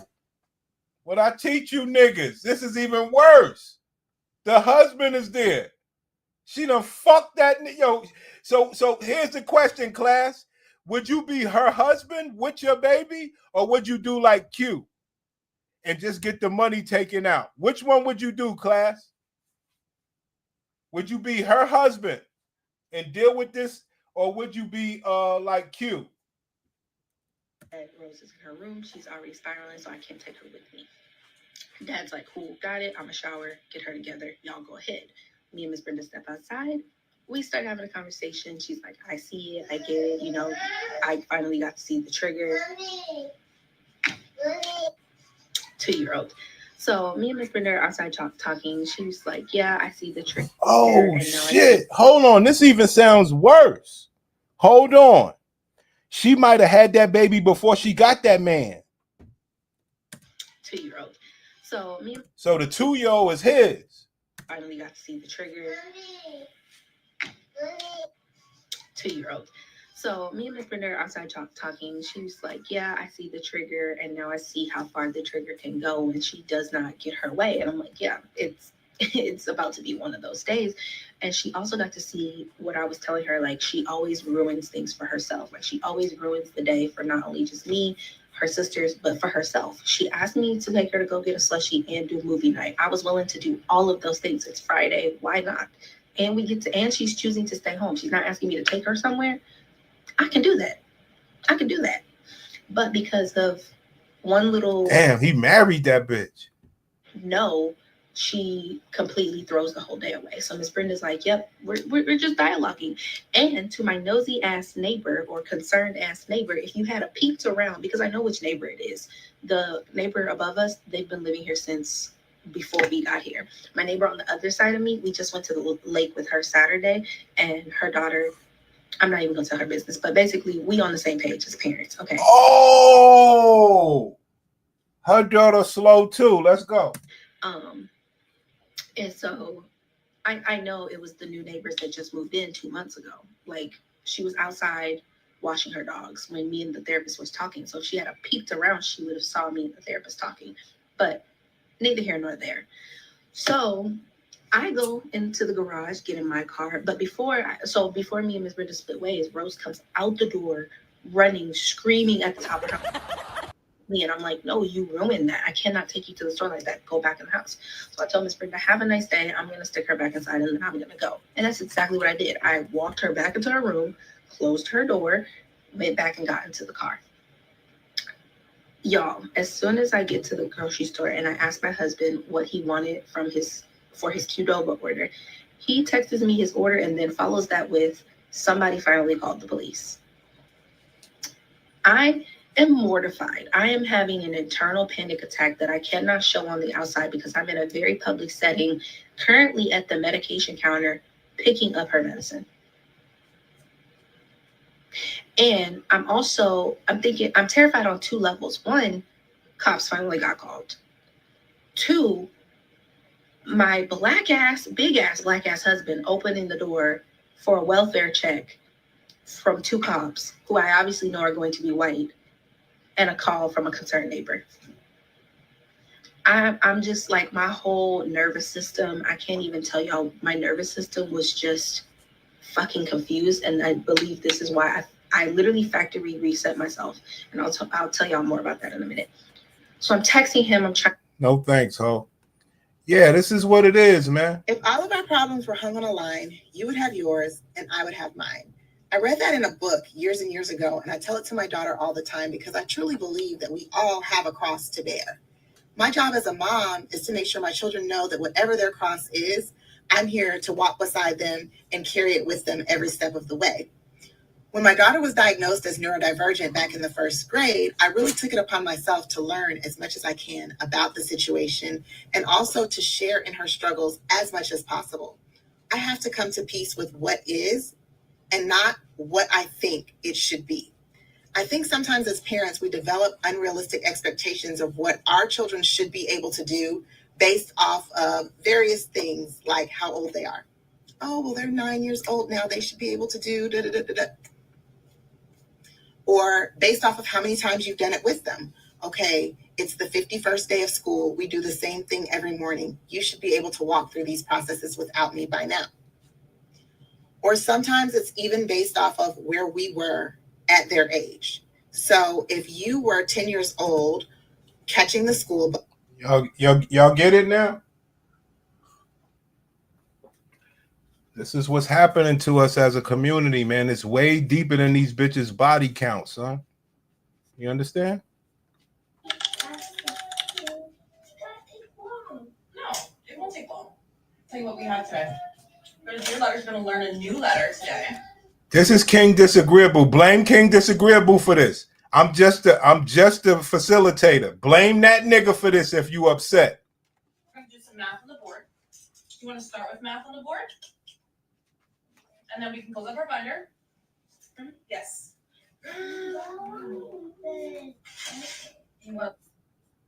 Fucking our babies up. Excuse my face. It's cold and I just woke up from partying. Parents of neurodivergent children, please understand that your children are fundamentally different than you are. Again, they are fundamentally different from you. Sometimes they are not going to understand things unless you do it with kindergarten clarity. That goes for 30-year-olds and stuff. Yo, blame King Disagreeable for this dumb shit. You understand? Blame King Disagreeable for this. He wanted all of this radio and this Rudy and all of this shit. You know? It's not me, son. But you need to know what's going on. Because what I try to tell you, brothers, is this. Hey, think about these women's babies 20 years from now, 25 years from now. That's what you got to understand. These independent, with liberty and justice people, this is what they're dealing with. Sometimes they are not going to have the appropriate emotional response to whatever situation is going on. Sometimes they don't have control over that. 9 times out of 10, they are going to need to do some type of stimming. That means moving, singing, doing rocking, twirling hair, random things that their body needs to do. And that's okay. They're going to have maybe texture issues. Maybe they're not going to have certain food. They're going to have safety foods. Like, they're going to be fundamentally different. And you are going to need to take every necessary precaution to understand your kid and why they are the way that they are. You're also going to need to respect this about your children. Teach them about themselves and how it's okay to be them. Pardon the video interruption, but I also wanted to say, after going back and editing, that most neurodivergent people struggle with eye contact. Please respect that. They will look at you, they are listening, but they cannot physically maintain eye contact for long periods of time. Me as well. They're not being disrespectful. As you guys know by now, I am a parenting coach. My child is neurodivergent. I am neurodivergent. If you are a neurodivergent parent and you want help understanding your kid, you want help seeing if your kid may be neurodivergent, going over milestones, whatever, services. Just trying to help, guys. It's me, your favorite founder. Just playing. I'm Nakia Nard, the founder of Melanin Children Matter, Inc. And today I want to share some important facts for parents who are neurodivergent themselves. Okay, guys? Can we talk about how ableist school attendance policies are? I didn't realize this until I had a daughter with ADHD, and she struggles with executive functioning. So things like being on time for school are very, very difficult. It doesn't matter what time we wake up. It doesn't matter how much time we spend. Y'all know what it is, man. When people ask me how do I feel about autism or my son's diagnosis, I always tell them the same thing. It don't bother me that my son is on the spectrum or autistic. Like, it is challenging, don't get me wrong, but it does get easier. So it does not bother me that he's on the spectrum. It bothers me that I cannot control the world around him. It is so annoying, y'all. Like, when I say it is so irritating. I took my son swimming on the 4th of July, and it's just stuff like this that bothers me. So there are 4 other toddlers in the pool, and of course they want to play with him. It's a little girl grabbing his hand like, brother, come on, let's swim. So of course my son is nonverbal or pre-verbal. He can't have a conversation yet. Blame King Disagreeable for this bullshit. You understand me? King Disagreeable is one of the people that understands that, you know, black women have destroyed black pussy. Yes, we love these children. Don't get it fucked up. But what I'm saying is there are reasons why this is happening to our babies, and they're trying to normalize after they have the baby. Well, what did you do before you had the baby? Did you give that baby the best opportunity by the way you carried and managed your pussy? What are we doing? Fuck are we doing here? So they get bad box, have slow children, and now them as parents are too illiterate on how to deal with mentally.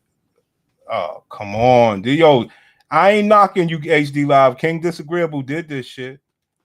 The whole world got to change for your bad box. That's where it starts. That's where it starts, man. Yes, we are crazy, you know, as black men. Yes, but not like this. So I have to speak up and say, he's scared. He can't swim with you yet. You have to wait till he gets a little bigger. That is what bothers me. Not that the little girl did anything wrong. Of course, she's a baby. She wants to play. But because I don't have time to explain to another person's toddler that my son is autistic and he's not like other kids. So that really irks me sometimes. Like, and it's not in a bad way, like, get y'all kids. No, it's like they don't understand. And I don't feel like it. Just everybody just leave them alone. And then we have the adults that come up and speak to my son. I already made a video about that part. That doesn't bother me either, but I don't even bother explaining like he doesn't talk yet or he's autistic when they try to hold a conversation. I just wish everybody just knew. How can you not just look at a child or a person and understand or tell when they're on the spectrum? Like, why can't we make autism that common? Like, I can identify somebody who is mildly autistic. I don't even like spectrum, like severe to Asperger's. But like I said, there's nothing wrong with that. You know, I appreciate the inclusion because I would be sad if my son wasn't invited or, you know, but it's like, it's the understanding that's followed by the inclusion that is not quite there yet, if that makes. Now, what are my thoughts? What are my thoughts? My thoughts are, as much as you love your son, sis, have you ever thought that your pussy would put out something like that? No, let's talk real. When you was growing up and you was doing all the bad things that you was doing, did you ever think it would play a role on your life like that? To where the rest of your life you got to deal with this type of shit? No, we don't believe in that almighty God shit. There's a reason why something happened to this fucking baby. Are you willing to take fucking responsibility for that? Because you live in it every fucking day.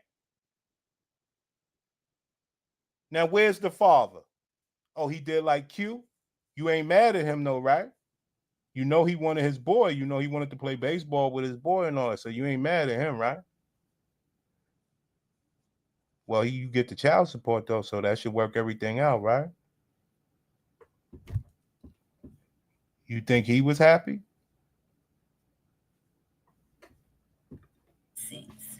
If it was up to me, I would make everybody be required to watch a video at a certain age in school every year about autism. Like, leave people alone. Sometimes autistic people or people on the spectrum don't even want to be bothered. Sometimes they do. Everybody needs to take an autism course because I'm sick of it, honestly.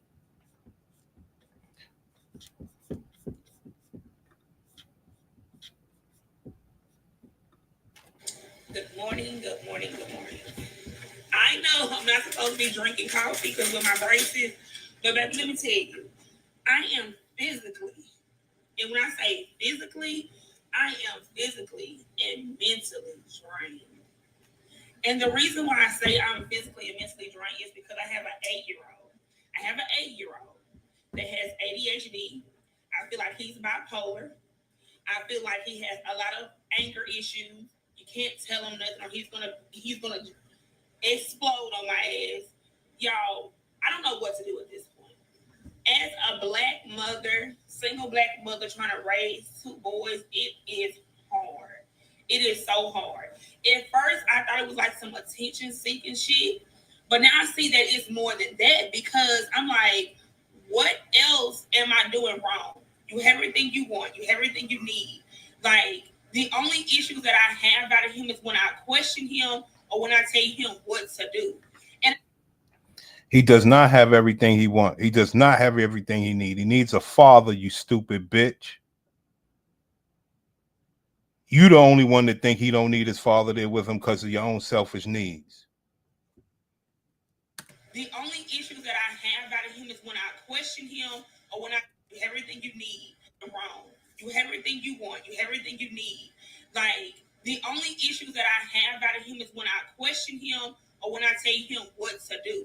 And I feel like this. If you feel like I can't tell you what to do and you too grown, that means you gotta start paying some bills around this motherfucker. Like, I don't know. But I really feel like that something else has to give because I don't want to be one of those mothers who was like, I just give up on my child. Like, that is not what I'm trying to do. Like, Listen, HD Live, you're coming at me. I'm not having that, son. Go at King Disagreeable for this shit. I was somewhere else with the show. I keep telling y'all fucking niggas, I take it easy. I don't even try to make y'all niggas mad. I try to educate and have a good time. But I can tell you straight up, black pussy will take you somewhere that'll piss you all the way off if I ain't pissed you off enough already. I keep telling y'all niggas, man. I try to just keep it cool. But King Disagreeable always want to go there. Always want to play. Because he understands how far the rabbit hole goes with the black box. And yo, bro, I try to take it easy, man. And then he try to criticize me when I show black women growing beards and all this shit. Come on, man. I try to take it easy. I try to take it easy, man. How you online mad your son slow? And you come on, King. Oh man, how you online? Yeah, I can't do this. See, now HD Live is being part of this King Disagreeable bullshit. I can't do this. I was somewhere else with the show. How you gonna be mad your son slow? Saying he got to pay bills while saying you give up on your own baby? Great question. Because that is what black pussy has become. That I have out of him is when I question him or when I tell him what to do. And I feel like this. If you feel like I can't tell you what to do and you too grown, that means you gotta start paying some bills around this motherfucker. Like, I don't know. But I really feel like that something else has to give because I don't want to be one of those mothers who was like, I just give up on my child. Like, that is not what I'm trying to do. Like, I'm really not. I'm really not.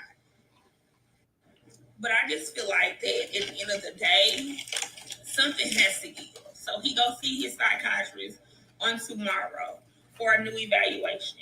And I'm going to bring up a lot of concerns that I have because now he has these queer people in my life questioning my motherhood, all of this, because when I discipline him, he goes to school and he lies like I'm abusing him. Like, y'all, it is a lot. And when I say when you're doing it by yourself, you have no resources and no help and all of that, y'all, it becomes independence, liberty, and justice for all. That's what they wanted, right, Prince? Yeah, son. This is what independence looks like, players. Don't you ever let these people tell you they doing all this fly shit, son. See, y'all, these people online got y'all fucked up. Over here, we show you where the real is, man. And all jokes aside, these the people that, you know, that we care about, you know. This poor woman needs a man in her life. You understand? She needs to stop running around trying to fuck different eggplants. She knows she fucked up. She need a lot. She need a lot. And she need to be paying for it. Fuck that.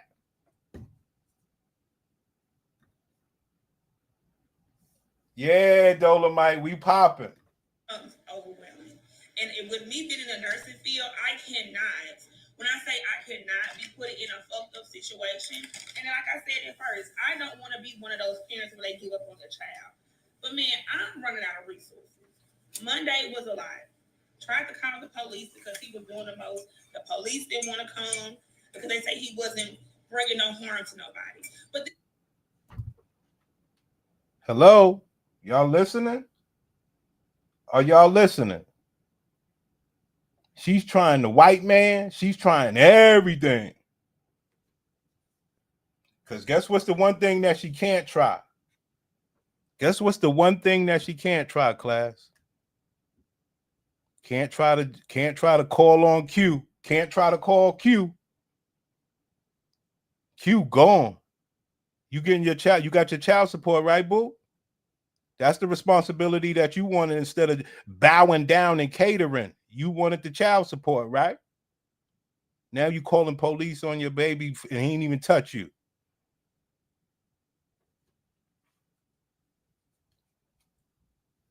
Now you realize it ain't a cute little baby no more. It was cute. Now it ain't cute no more.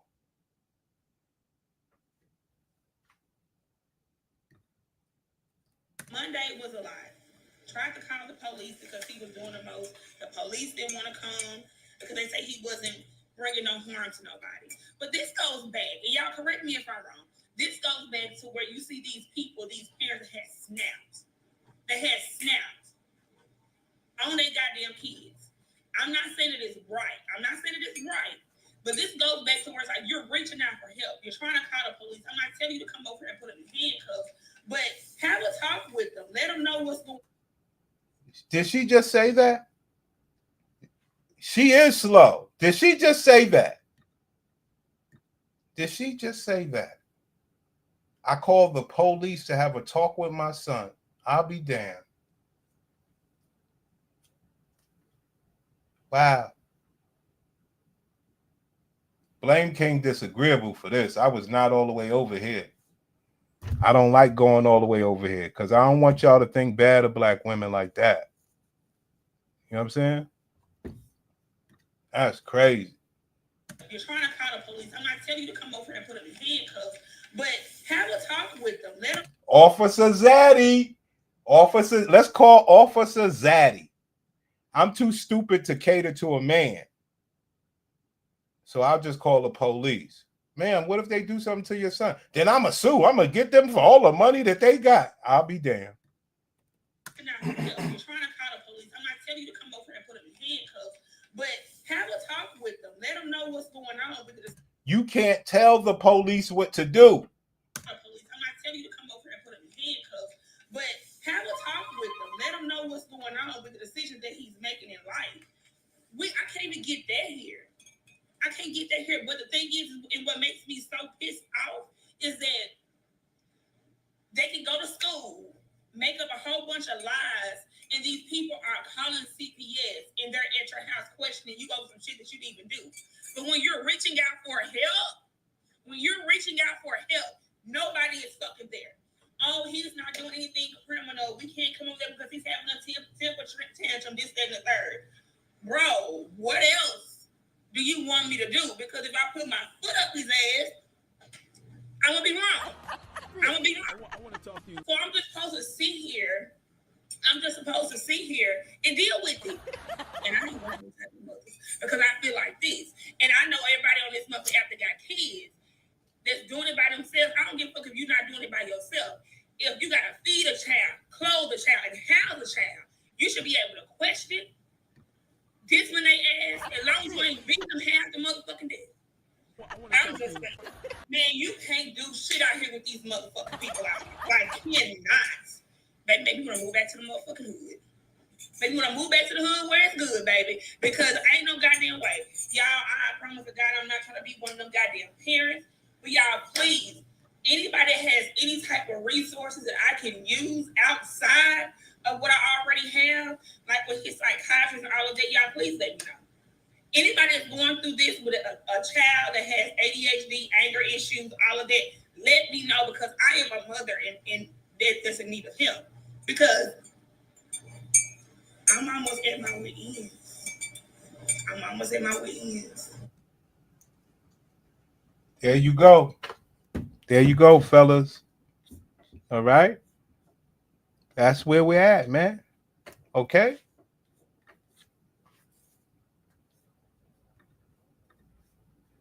Calling the police is her asking the plantation for help. Is what it is. That's why they say about us when they call the cops, ma'am, he's not doing anything criminal. So what? Come get him. You goddamn straight. That's your child, your job, your independence. Wow. Bernie just calling the woman slow. It's called neurodivergent. I mean, black women have poor mental health, man, and they're breeding this shit. Don't try to blame, the street life. Nah, she just told you I'm not in the hood. They're bringing this shit to a neighborhood near you. You heard?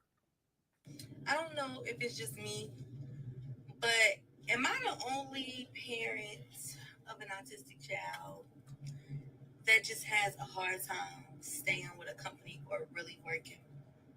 I went through it. It is what it is.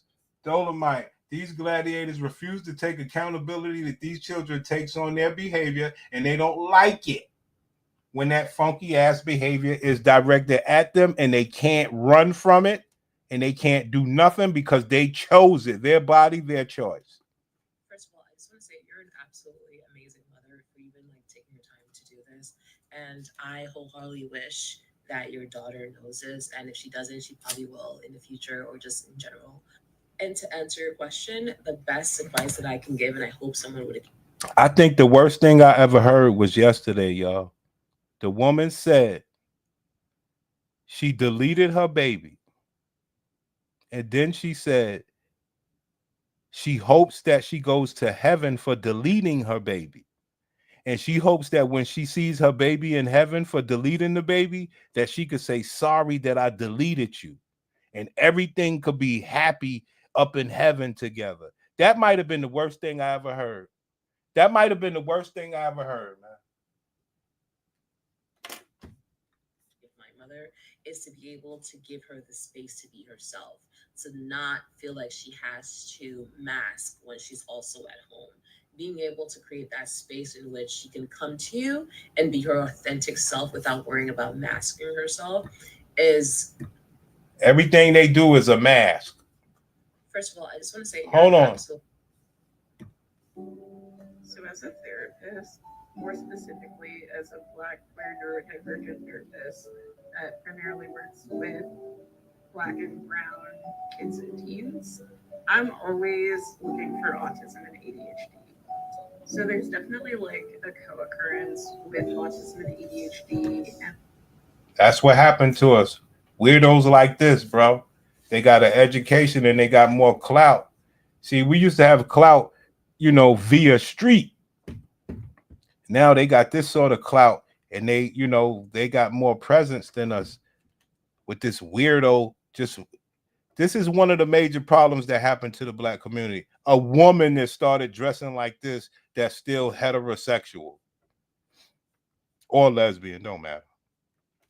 I see other 92%ers on this app like, oh, I'm chilling, getting dressed, putting makeup on, relaxing, filling my cup up. And I'm like, oh, I'm terrified. What if I can't get a job?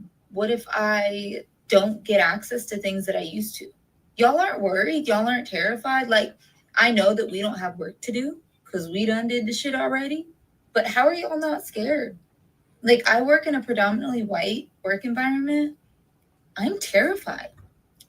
Ma'am, if you work in a predominantly white environment, I would be hard pressed if I walked in there to say, damn, you white like them. You fit in with the whiteys better than any other black person. You are the 1%. You actually look white. Now, I know that you cut your hair and try to niggify yourself out. I hate to say this, but a lot of light-skinned people kind of try to overdo their blackness, which it's all good. I love all my niggas. But she's pale. She's trying to overdo her blackness, took her hair away. This bitch is sick. Have work to do. King Disagreeable, she says she works in a white environment. We done did the shit already. But how are y'all not scared? Like, I work in a predominantly white work environment. I'm terrified. I already deal with discrimination. So now that the Equal Employment Opportunity Act is being revoked, like, what does that mean about how we're treated in the workplace? You guys get it, man. The mental health of black women, poor at best. The McDonald's stuff. I mean, it goes on, and it begs the question. Well, damn. Are there any regular black women anymore?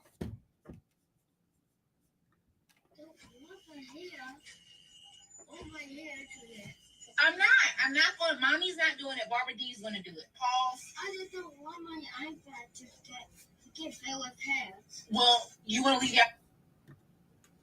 Hey, Black Mothers and Others. Can we talk real quick about what it is like raising little humans when you grew up awkward and black?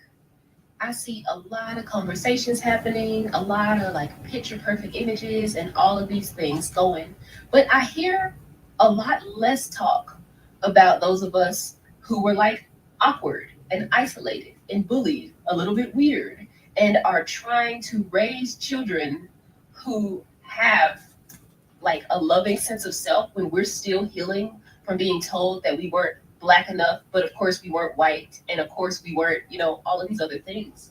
And I'm especially concerned with how that shapes our experiences with anxiety, people pleasing, encouraging our children's self-expression, and seeking community, not just for them, but for us.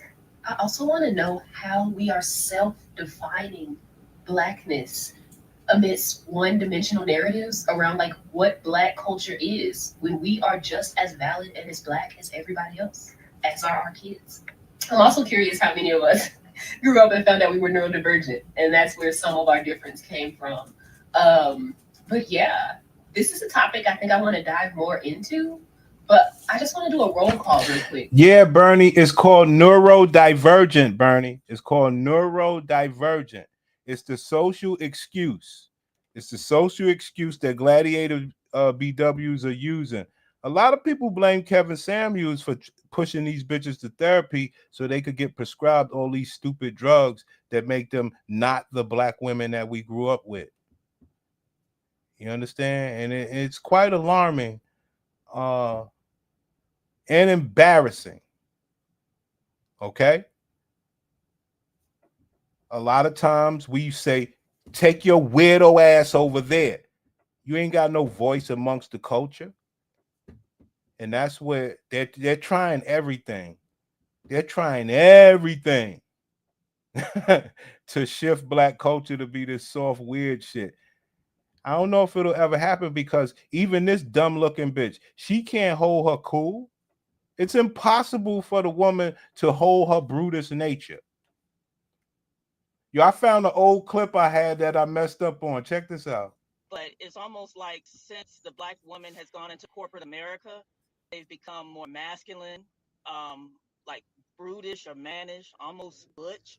So, and I see it a lot. But it's almost like since the black woman has gone into corporate America. Good morning. So this morning, I get a message from Texas Children, like after my chart, like that they're not covering my son's appointment this in July, right? So I'm calling and I'm like, oh Lord Jesus, right? So we finally get it rectified after an hour, and five people at Texas Children's, 2 people from my insurance company. We finally figured out what was going on, and it was just like, I don't see myself doing this again. Like, I love my baby. I love being his mama. I love having to advocate for him. But I don't see myself doing this again. Like, if I do that, it'll be a God thing. Well, I mean, I didn't see it the first time because they called me no kids. So I didn't see the first one. So I can't say I don't know. I can't say for sure no because I was a for sure no. And I had Eden. But, like, the last lady I talked to was an older black woman. In the last few days, I've been like talking to older black women, and I love older black women. It's just like something so comforting in their voice, like they trying to fix it. And when she finished, she said, "Baby, you a good mama." She's like, "You are a great mom." She's like, "I know this was frustrating because she was like the 5th person I talked to, and when I'm dealing with customer service, if I'm frustrated, I always tell them this is nothing against you. I'm just very frustrated with this whole situation right now because I never want nobody to think it's them that I'm mad at because I'm not. You ain't do nothing." And she's just telling me, she's like, "You're such a good mom." Like, and I know I'm a good mom, but when people tell me I'm a good mom, it just does something in my spirit. Come on, baby. It just does something in my spirit that other people see. I can't do this shit. The type of mom I am. Because when I say I don't play about my son, like, I don't play about my son. I break the bank behind my son. My son has tutors. My son has therapists. My son has Kids Strong, which is like gymnastics, but they teach them like life skills and stuff too. None of this stuff is cheap. Like, and if I had to do it again, no problem. No problem. I would still do it for my baby. Like, I'm gonna come through for him until the Lord take my breath out my body. Like, so y'all, good mamas, baby, we gonna be all right. Cause one thing about it, y'all gonna make sure we all right. Cause say he look out for babies and foods. The child is the baby, and I'm the food. So he ain't gonna let me fall too far. Like, and when I say my son's African name, Nigerian name, I'm sorry, is Oladipupo. That means he who brings the great wealth. That's what that name means. My son has brought so much into my life in the 7 years that he's been on this earth. And I know, and like the way they do names is totally different. Like, we just pick names, you know what I'm saying? But like, it's based off of the time and the day of the child's birth. So when they call with my son's name, my ex-husband was like just so excited. Hey, my dad called his name. It's like a whole ritual of getting a name. And just, my son just everything. Like, I love him so much. And it can be frustrating having, you know what I'm saying, like having to advocate for a neurodivergent child, the ADHD. It's called neurodivergence, Bernie. It's called neurodivergence. I know you was like, what's this bitch talking about? She said a lot though. Okay, because she said that the doctor said that she couldn't have children and she still had Aiden. You know what I'm saying? So her pussy fucked up, and now these are the results. Because after the doctor told her, yo, you can't have children, and she still got pregnant with Aiden, she thought it was a miracle. She didn't believe that baby could face a neurodivergent challenge, and she didn't give a fuck. She still had the baby anyway. Having, you know what I'm saying, like having to advocate for a neurodivergent child, the ADHD, like I'm learning all this shit like as we go. Like, I don't know what I'm doing. I really don't know what I'm doing. I am literally praying every day. I am literally like, God, help me. Like, make me be who you want me to be. Take out what you need. Take away who you don't. You know what I'm saying? What? Like, and God be looking out. Like, I am so thankful to God. I'm thankful for my tribe. My mama got my baby, and they's over there going through it. Because if you know any kids who are neurodivergent, they're like brutally honest. And just the my bad. And just the fact my mama done had him this long is so funny. Like, they are over there. It's so funny. But I'm just thankful, and I just wanted to share that and how thankful I am that I get to be his mom. Like, we always say have kids, but our kids have us. Like, my baby got me. Like, he was like, I want that one. I have no idea why. Like, but I'm his. I'm the one he picked. So this is, God said I could handle it. So, these people put the worst name on God that you've ever seen. I'm sorry. Class, y'all know better. Y'all know God ain't got nothing to do with it. Yes, the spirit of life. Yes. But the quality of life is something different.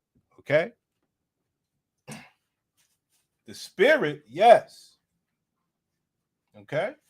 But ain't no way in hell you supposed to be producing this many neurodivergent babies. It don't make sense. It was only a class of 3 to 9 people. It wasn't, the masses. It wasn't, begging for inclusiveness and stuff, all this other wild shit. She trying to trick herself. HD Live, don't do that. She trying to trick herself into believing her son is a natural and capable son. I'm done. The delusion is real. Brother, I'm going to need you to be a little nicer to my sisters, B. You get to be the mom who gets to be the dad. HD Live is on fire. HD Live is cooking. I just want to tell y'all, before y'all do me how y'all did Lotto, I do not have the same jeans on in every video.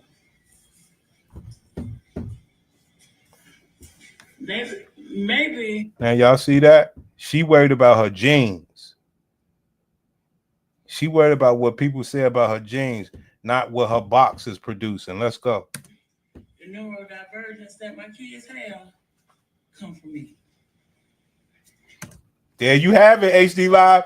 That's all we've been trying to get them to say. That's all we've been trying to get them to say. The neurodivergence that my children have comes from me. That's the only thing we've been trying to get them to say. Okay? That's all. So now I respect this woman. She's real. She's the only real one. It comes from me. That's what this class is about. Come from me. That my kids have. The neurodivergence that my kids have come from me. And that's the type of box that they're giving to my brothers. I'm not with that. Don't be giving my brothers your neurodivergent box, boo. Why he can't just get a regular woman? I'll be damned. I told y'all the story of Q. Remember, always remember the story. I got to refresh. Matter of fact, I'm going to switch gears. Maybe not. I like this. Always remember the story of Q. What frustrates me as a special educator, but also a neurodivergent mom, is that you've tried all the things. When I go to appointments or I meet with therapists, they say, well, what about this? What about this? And in all honesty, I can always say, I've tried that. Visual schedules, Alexa reminders. We do medication, proactive strategies. I try not to be reactive. I try to. They are messed up, man. They messed our babies up. Can we just take a moment to talk about how my awesome child almost gave the whole family a heart attack today? Today we went over to my aunt-in-law's house because we had a New Year's Day brunch celebrating bringing in the new year. Today's the last day of Kwanzaa, celebrating Imani, faith, all that good jazz. They have a 2-story house. We were playing games. I was hosting a game. And I always keep my eye on my awesome child. You can hear her in the back, vocal stemming currently. Everybody keeps their eye on her because she's a runner. She's a track star. She be out of there. So just remember, guys, listen, man, we care about the babies, but I want you to stay with the right tone that you need to have. They try to put swag on bullshit. Shit ain't right. It's her fucking pussy that did it. Didn't take care of herself. she be out of there. So usually she has, you know, her phone. She's playing. She's stimming on her phone. So she'll be like on the floor. She'll be all over the house. But they have a 2-story house.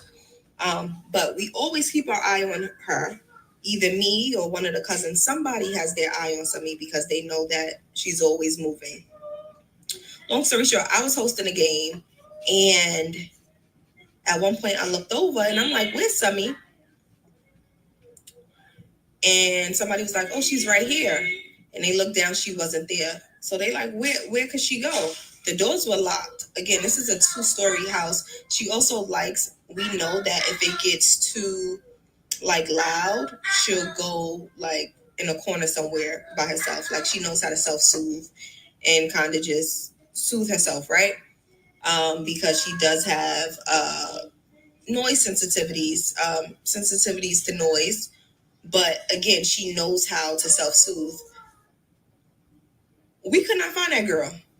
I like ran upstairs, and we all have our shoes off. So I ran upstairs, and she's not in any. The house is big, so I'm like, she might be in one of these, in one of these rooms, because she clearly didn't walk out the door, because the door where I was standing, the door is at the front. Like nobody's seen her pass, so I had no shoes on, but I ran out the house because I'm like, where the heck is my baby? I'm like, Sammy, screaming in the house, Sammy. Sammy's not answering. Also, she does not have conversational speech skills, but Sammy knows her name, so she'll come out if she hears somebody call her. She did not come out. The dog done ran out the house. By this time, the dog ran out the house because we all like, everybody, my heart is beating so fast. Well, I come back in the house and they open my aunt's door and she's in my aunt's bed, feet kicked up, scrolling, stimming on her phone. And I'm like, girl, you done gave all of us, and she looking like, why you looking like that for, mommy? And I'm just like, this little girl done gave all of us a heart attack. We all. I mean, you get it, man. Damn, I had another thought. Maybe it was. Hold on. I had another thought. Let me play this. Hey, TikTok. So I haven't been on here in a while to make videos because I've been very busy.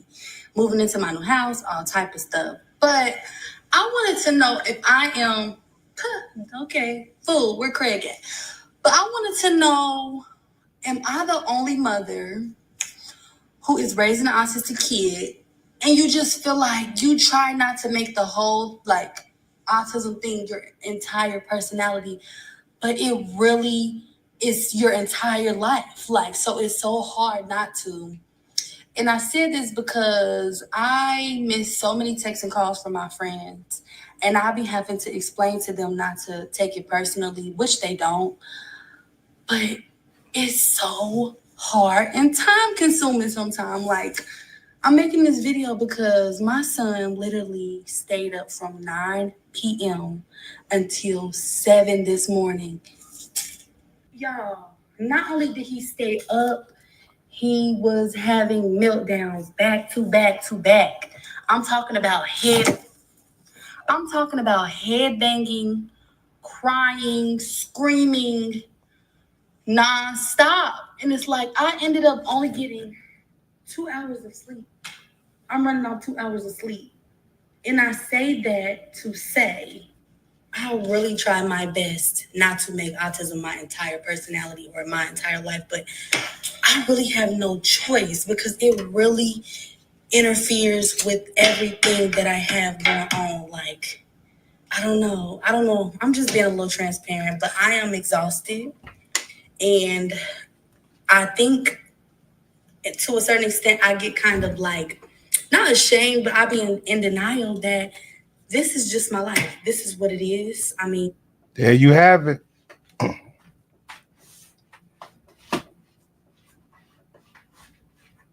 Messed up, man. Really is messed up. Because you could say it the easy way. Yo, that's what fucking in the streets will get you. No, it's not like that. This is health-wise. This is candida overgrowth inside of the young child's body. Okay? This is some scientific shit that comes from gut health of the mother. Okay? This is not some mystified God stuff. Okay? This ain't about body count and all that shit. But it plays a role because this was your body, your choice. And these are the long-lasting effects of not taking care of your health, trying to keep up with the Joneses, not prioritizing your pussy, the maintenance, the inflammatory diet, the excessive seafood, iodine. You never think that this stuff will play on you because you can put makeup on and fake hair and still look good and men will bag you. Now, what is the after effects? Oh, I never thought autism would be my whole life. I know you didn't. I know. I know. I mean, I care about you, sis. I know. You wish that pussy spit out babies that you could just do your thing and keep it pushing like all the healthy pussies. I get it. I get it. To a certain extent, I get kind of like, not ashamed, but I be in denial that this is just my life. This is what it is. I mean, I don't know. And then I get kind of sad because I'm like, I can only imagine how fucking overwhelmed or anxious he is that he cannot verbalize what he wants or what is going on in his mind. Like, it's just a lot. Like, I don't know. It's one of those things that I don't even bother explaining to people who don't understand. Because it's like, if you know, you know. You just want a good life for your kid. You want to understand them. You wish you can be in their head for a day. And you also wish that other people, to a certain extent, understood, but you're not going to explain it, if that makes sense. But there you have it, guys, man. Like I said, I didn't mean to go this way with the show because I was, just trying to still let the women have the excuse of them being neurodivergent so they can use it as a social excuse to act like an asshole, a la the McDonald's killer. But King Disagreeable, he did this shit. He wanted to bring Rudy, and because he understands what the new black vagina produces. It produces, and I never want to really go there, but he wanted to have a little fun. In turn, it pissed off HD Live. HD Live was able to see these women. He already see them in such a horrible light. And then for him to see what the final straw is. So either they're fleecing a man with bad box having these babies, or they're having these babies on their own with their self-admitted, I'm exhausted, I don't like it, I'm embarrassed, I'm sad, I wish it didn't happen to me. God will make a way. And it pissed HD Live off to know the real truth. Like, look, you find what makes these women happy. And what's the secondary excuse? That's why I ain't got no kids. That's why I deleted all my babies. I understand, girl. Shit. I probably would have had a slow baby too.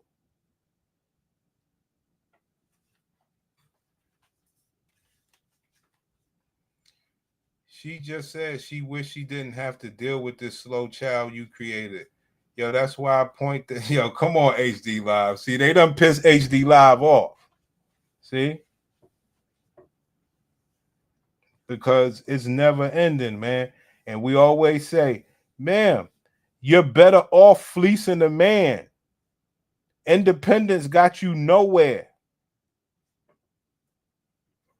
Men are here for you. You are so stupid. Now you trying to make now it's a fly thing. Because when you was a child, you was laughing at the slow babies. Now it should be swaggified. Right. I normally don't really share this story on for real on social media, right? Because it's everywhere. But it's really been tugging at my heart. And before I started Breathe While Parenting, I became a parent of an ADHDer. And I was learning all kinds of things. Systems and things like that were fine. Well, my class is learning that when you don't have good maintenance on your box, these are the type of things that happen. So I have a message. I don't know who needs to hear this, but I'm specifically talking to my autism parents. God is so funny because I always try to stray away from what I feel like my purpose is, which is being vulnerable or, spreading awareness about autism to other people. Ma'am, when did you start doing that? No, it was after I had my baby, Prince. So you saying back when you was in school, you had always went to the because you was in the regular classes as opposed to the slow children's classes, right? Yeah. So when you was a child, did you go over to the slow class and advocate for them? No, I was with the good kid, the regular kids. Oh, so would you say that your type of kids had the swag, or was those the kids with the swag? Well, I didn't know them enough to see if they had swag or not, so I can't say if the swag was right. You know what the fuck I'm talking about. But now it's got swag on it since you had a baby, right? Yeah, Prince. Because we gotta change the cycle. This is generational, The autism community, specifically Black community. And I always try to run away from my purpose, which I feel like is talking to people on TikTok or informing people on TikTok. But God always bring me back to my purpose, because today was one of those days where it was so hard for me. So on top of having a shitty day today, I picked my son up from therapy. And if you know about autistic kids or people that have sensory issues, especially with eating, my son only eats Yeah, I'm not doing this. I'm not doing this. Yo, King Disagreeable. I'm not doing this with you. Yo, look at the shadow. Look at the shadow in the back of the bed. See if you can see it. things like, no exaggeration, 4 things: peanut butter and jelly sandwiches, chicken nuggets, French fries, and crackers, or anything that's crunchy. Oh, that's her So hand. right now he's Oh, that's her where he hand. doesn't Okay. want I thought that's her hand. anything that I just named. So as a mom, what am I supposed to do? So I order a pizza. I'm like, okay, it's kind of like a carb. Let me see if he'll eat it. Ordered the pizza. He didn't eat it. So now I'm like, okay, let me give him some water, or something healthy, because he'll drink water with like fruit in it. Didn't drink it. He's not sick. Now, mind you, he's not sick because he ate crackers when I gave him crackers. At this point, I'm irritated. I'm overwhelmed. I'm sad because my child will not eat. And I'm just like, I just need a fucking break. I need to go in a room by myself. Malachi, get out. So I make Malachi get out, and I get on TikTok per usual. I check my message request, and in my messages, it is a lady that I don't know, and she's sending me a heartfelt message, like multiple ones, saying like she stumbled upon my page, and I literally kept her from jumping off the deep end with my videos. Now, mind you, I don't really post on here no more because, like I said, I have been straying away from my purpose. But that really made my day. And I know it's like, what did that have to do with your son not eating? And what did that have to do with the message that God placed in your heart? The message that I have today is, even at your darkest times or when it don't make sense, God will. Yo, HD Live, don't call me out like that, son. HD Live, don't call me out, B. You got me, man. Don't call me out like that, pimp. Yo, that's fucked up.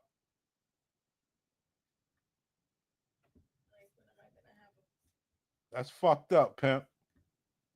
Camp drop-off is tomorrow, and in my house, that means his break day. I want them to leave feeling cared for, even when I'm not there. Refuse to send them into the wilderness with messy heads. Braiding is love, protection, and honestly, time.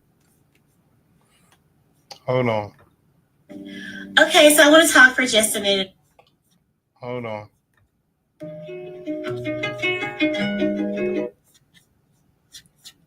Sometimes it starts skipping. Hold on a second. I didn't want to do this shit. This is bullshit. HD Live, you full of it, man. Good morning, y'all. So I am on a morning walk. Hold on, man. This nigga HD Live cooked me, B. This is for the parents. Getting your child diagnosed with ADHD is not for them to change. It's for you. Dang. So all my neurodivergent folks, especially if you're Black. This shit ain't right what they did to our babies, B. This is so exciting. She's carrying her hair. As a psych nurse practitioner, I had to do like a blind reaction to this video. And she just gets it. Like, as a parent, she just gets. This is so exciting. She's carrying her hair. She's carrying her hair.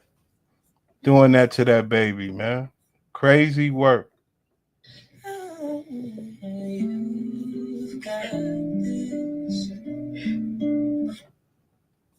Yo, y'all niggas, man. I'm not doing that. I'm not doing that. As a Black girl who grew up with undiagnosed ADHD and autism, sometimes I look back at my existence and I'm like, how do you still exist? Like, how did you survive? Because not only is the Black community so just opposed to mental health issues, very much bury your head in the sand and get on with it, I was also the singular Black girl within my entire school for the first half of my existence. So not only did I have to deal with systemic racism because of the color of my skin, I was also exiled because the sheer essence of my being. It's like you go to school and you're odd, and then you come home and you're still odd. Like, where did I get any like respite? I don't think I did. And I can't even begin to unpack the trauma that I have from that. Because I've learned to intellectualize my feelings. So therefore, where does a girl really start? Like, everything just makes sense. Therefore, if it makes sense, I don't need to feed it. And I don't. Like, half of my childhood feels like, well, it feels like it doesn't exist because it's all just Black. There you go, fam. All right. So there are some foods that you should avoid if your kid has ADHD. Now you're gonna have to take all of this with a grain of salt because there's a. They don't fuck my babies up, son. You heard? So me and my therapist have noticed that I surround myself with neurodivergent people and I feel safe around neurodivergent people. And This woman says she feels safe. Ma'am, you feel safe wherever the fuck you go. Fuck are you talking about? Oh, that was the thought that I had. The thought came back. Remember on the other video remember this video right here where the woman said, she said, her baby is scared and stuff like that. Remember this video? She said, my baby be scared and she runs and she hides when the grown-ups, this one. Can we just take a moment to talk? But we always keep our eye on her. Either me or one of the cousins, somebody has their eye on Sami because they know that she's always. My fault. It's not me. It's the thing. I'm getting this other thing set up because you see, these kids nowadays are doing that, and I'm gonna show you what kids used to do. I'm gonna show you what kids do. This is how kids used to be. Us Black kids, we used to be like, we always wanted, we wasn't like these, I'm gonna say it. Us Black kids, we wasn't like these slow kids that they produce nowadays. You understand me? We We wanted to perform. We wanted to show the grown-ups that we are anything but neurodivergent. Let me show you something.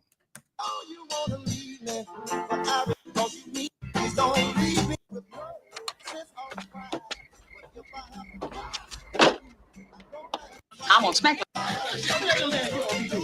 Now I done told you to stop running in here. I'm gonna smack you now. Them best was 398, baby. Yeah. But you see that chocolate cake I bought? You mean the chocolate cake that was on the counter over there? Yeah, well, well, check Cousin Cecil's pockets. He probably got it in there with the turkey leg and the sweet potato pie too. Oh. You ain't move like you 21. Look at these kids. Look at these kids. This is how we was as black kids. Okay? This is how we was as black kids, Pimp. You understand? We wanted to show that we, you know, when it was loud, like that girl said, we were down there, we were being loud and all that stuff. This is what it was to be black. You understand me? It was about not being in the fucking house by your fucking self. It was about being around family. And it was about children learning from other children, older children, and having a whole system. You understand? This is what being a black child was like. Why do fools fall in love? Why do birds sing so gay? And I wait the break of day. Why do fall in love? Look at Samuel Jackson. Look at Samuel Jackson, y'all. That's young Samuel Jackson. Let's go. Oh, shh. No, Eddie got a joke to tell. Go, Eddie. I got a joke to tell. What if there was a lion and a monkey? And the monkey said, I can make the weather change. The lion said, no, you can't. So the monkey started climbing up the tree. And then he started peeing on the lion's head. Now it's raining. Then he started farting.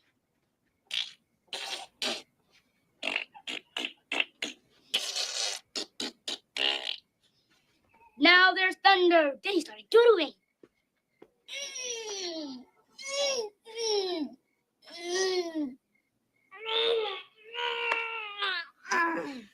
Now it's snowing. So the lion said, oh yeah, well I can make the stars come out. And then he kicked them in the ding ding.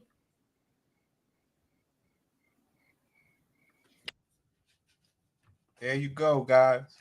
That's how we were as kids. All right?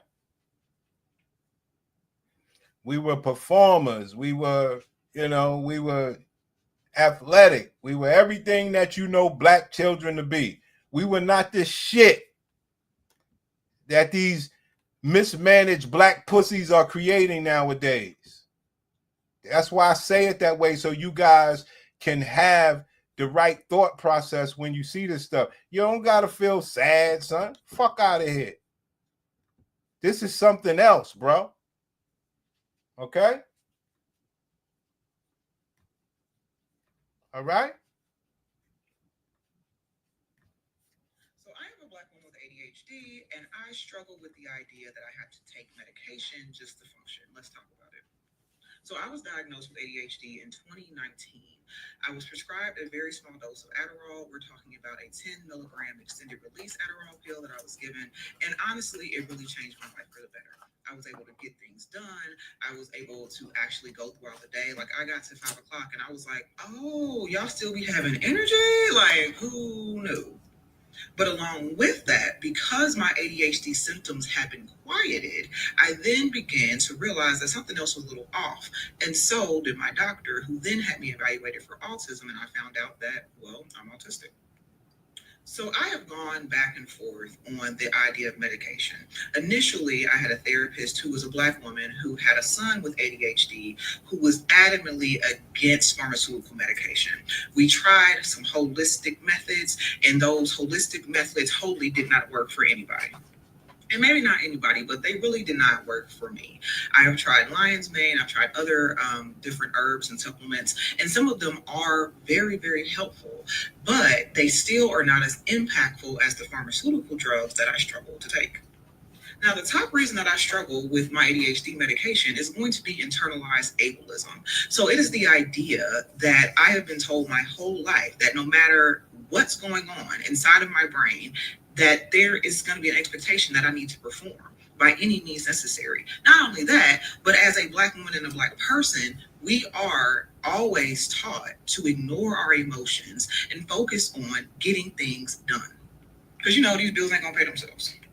And even though I actively try to work against the idea that we have to be workhorses and work mules and not enjoy life and just make sure that we got to get stuff done because some bills is paid, I still struggle with the fact that I am reliant on a medication.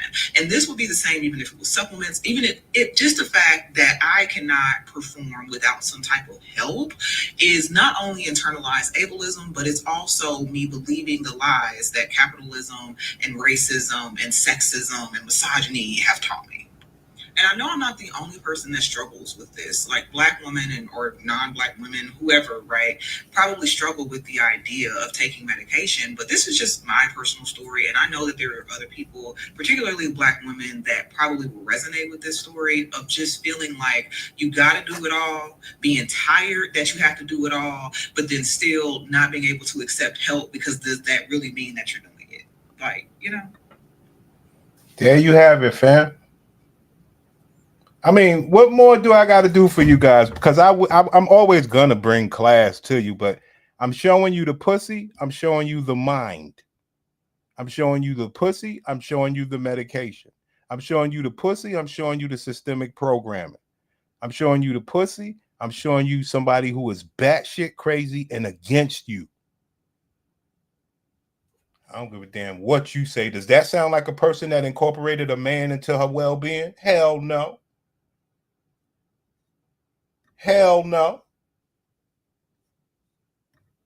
So I am very self-aware of my mental diagnosis, and I told my psychiatrist I didn't want anything that'll make me feel like a zombie. So she did give me naltrexone, which is good for cravings, and then I have something for sleep during the night, and then I have something for the day when people get on my goddamn nerves. So yeah, that's how I'm coping. And I'm on a 30-day program because y'all know I really don't believe in synthetic medication. But I'm on a 30-day program and it's going good so far. I was still, gardening with my meds because ain't nobody finna tell me what to do. But I'm learning. There you have it, players. When you start trying to learn about the black box and the welfare and the well-being, you go down these type of rabbit holes. You like, well, damn. So I just started seeing a new psychiatrist. She also just referred me to a therapist that works at the same office. And Just people, these are your sisters. Okay, so these are my bedtime thoughts. But has anybody ever went through a phase, like when they were younger and didn't know better, where you thought that anxiety wasn't a real thing? Like, there's no way that you are suffering from anxiety. Like, what even is anxiety? Breathe and don't piss me off. But then one day you're on the floor and you can't breathe and your heart is beating out of your chest. Your mind is racing. You don't know what to think. You don't know what's happening to you. Is it a heart attack? Am I dying? But then it hits you. This is anxiety. This is anxiety. This is the thing. Now, what's the thing? What is the key? What is the key? You niggas don't know what the key is. Y'all don't see anything about the key to all of this. So tomorrow I officially start my ADHD medication. I told y'all I was going to take y'all with me on this journey through discovering I have ADHD and like treatment methods or medication or whatever the hell my psychiatrist decides to put me on. So I told y'all maybe, was it like 2 weeks ago or a week ago that I was like officially diagnosed with ADHD after months of testing. And today I had an appointment with my actual psychiatrist after she spoke to like the people who tested me to discuss like what my day looks like so we can figure out what type of Yeah, so that she could figure out what type of medication that I should be on. And tomorrow is when I officially start. I'm actually about to go to the pharmacy right now to pick it up. And I am honestly so excited for what this level of clarity is going to look like. I've seen so many either videos or just like people with ADHD talking about like once they finally got on medication, like it's almost like the cloud lifted and the level of clarity and just like the noise stopped and they're able to focus. I seen one girl like explain it, and I swear it's like the best explanation that I've ever seen in my life. It's like you walk through life with a stuffy nose, but since you've had this stuffy nose your entire life, you don't know that you have a stuffy nose, or you don't know that it's abnormal to have a stuffy nose. So you just assume that everybody else. There you go. See, that was another hint. What is the key? Listen one more time. What is the key? Or you don't know, like you the nation that I've ever seen in my life. It's like you walk through life with a stuffy nose, but since you've had this stuffy nose your entire life, you don't know that you have a stuffy nose. What is the key? Like you explanation that I've ever seen in my life. It's like you walk through life with a stuffy nose, but since you've had this stuffy nose your entire life, you don't know that you have a stuffy nose. What is the key? These women hate their internal dialogue because it's telling them the truth. And they're packing ADHD because having ADHD means you can have a temper problem, then act normal, and we supposed to forgive it. I understand. But what is the key? Now, the key, she said something that was key. Both of them said something that was key. And the key was, they keep saying, well, the best explanation is I've had this condition my whole life. What is the key? I've had the condition my whole life, just like all the vaginal problems. Well, it's like I was walking around with a stuffy nose my whole life. And so I don't know what life is without a stuffy nose. What is the key? Ain't no man ever did shit to you. You've been fucked up on your own. Ain't no man ever did shit to your pussy. It got fucked up on its own. Ain't no man did nothing to you black women. That's the key. And until brothers can ever understand the true keys of these people, you just won't get it. What I do over here is I showcase the two superpowers of the Gladiator BW, her pussy and her mind. Once I take you down the interactions of the pussy and showing you what that's about, then I take you to the mind like I'm taking you today. Now, if they had to display their pussy score and their mental score, a lot of them who are picked wouldn't be picked. But until you can get into the scope of this type of interactions of your sisters, you won't understand. The key is ain't no man ever did shit to them. She been walking around with a stuffy nose her whole life. It wasn't no man in that story. She's going to get medication because she walked around with a stuffy nose her whole life. No man did anything. Her internal body and all the insides and it talks to these people and they hate the conversation. And guess what they always try to do? Run to try to get the pussy fixed. Run to try to get their mental fixed instead of just trying to be a good black community person, which is loving and everything that we talk about. They change what the code of being black is.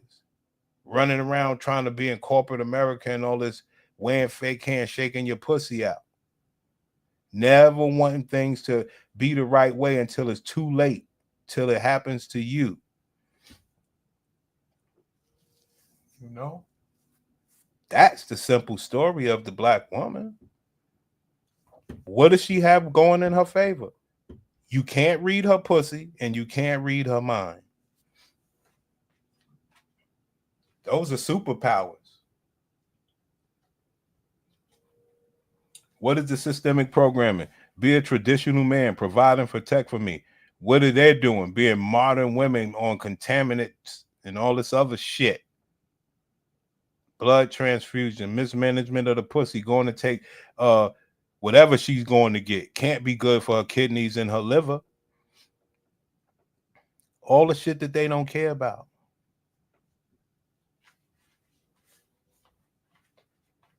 You know? Hoping that some man, which I don't mind a man being there to take care of him, but why we got to wait and get you as a fucked up product? Nah. Because in your youth, you was happy with all the attention. Or you don't know that it's abnormal to have a stuffy nose. So you just assume that everybody else has a stuffy nose, and somehow they're just able to deal with the stuffy nose better than you. Until one day someone's like, hey, I think you have a stuffy nose and you should probably get some congestion medication. And then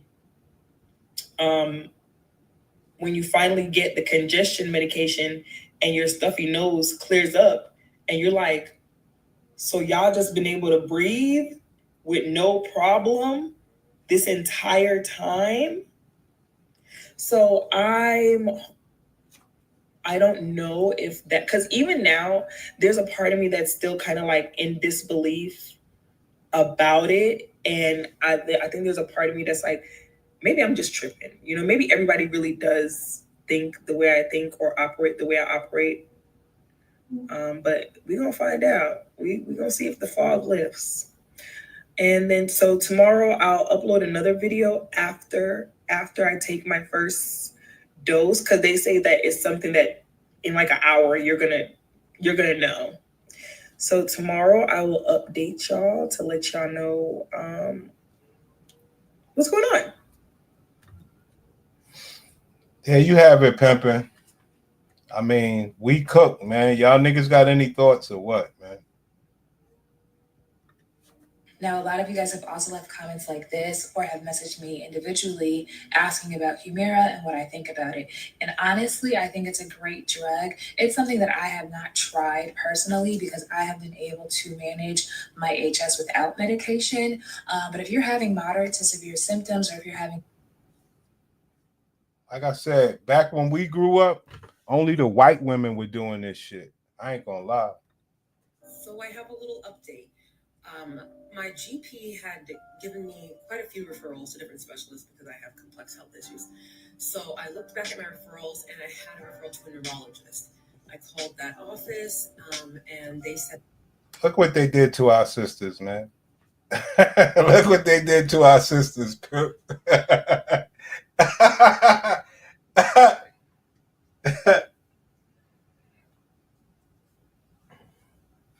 If you gonna get a Gladiator BW, best thing I can say is make sure the bitch is at least healthy, man. You know what I mean? One thing you don't want to be doing is going back and forth to the hospital with any of your bitches that you fucking that you care about. I know shit happens, but that's why I make sure my bitch is like, yo, bitch, be careful and all this other shit, because I want bitches healthy. I won't be working to no damn hospital, son. Real. But I want them to come for me. So I would have to go, So I make sure that they take good care of themselves. No, my bad.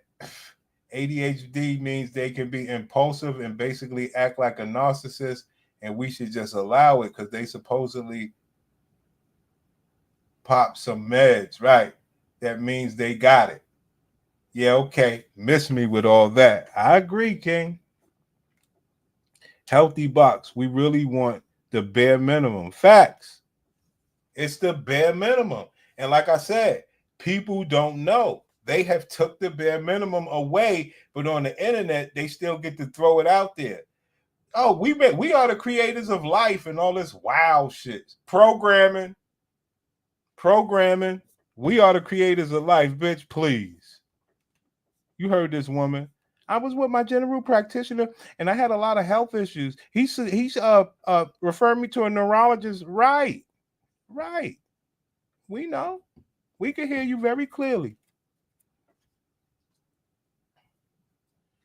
And they think if they get all this mental health meds, they'll get a check. And you're right. Becky did start this trend, right, of acting crazy. And Keisha always got to follow Becky's lead. Right. That shit wasn't in our community, man. They were separated. Really diagnosed, not seeking to be diagnosed and put on meds. This shit don't make no sense.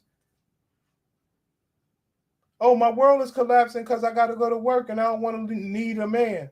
So I'm going to go take therapy to heal myself so that when a man get me, he can get a healed woman. Bitch, you lying. You just like those drugs. Fuck you think you talking to? You want to be on drugs. You want, no, I'm not like a crackhead. I get mine from the doctor. Louisiana is charging a doctor in New York for prescribing the medical process to terminate a pregnancy of a teenage girl, and I believe that.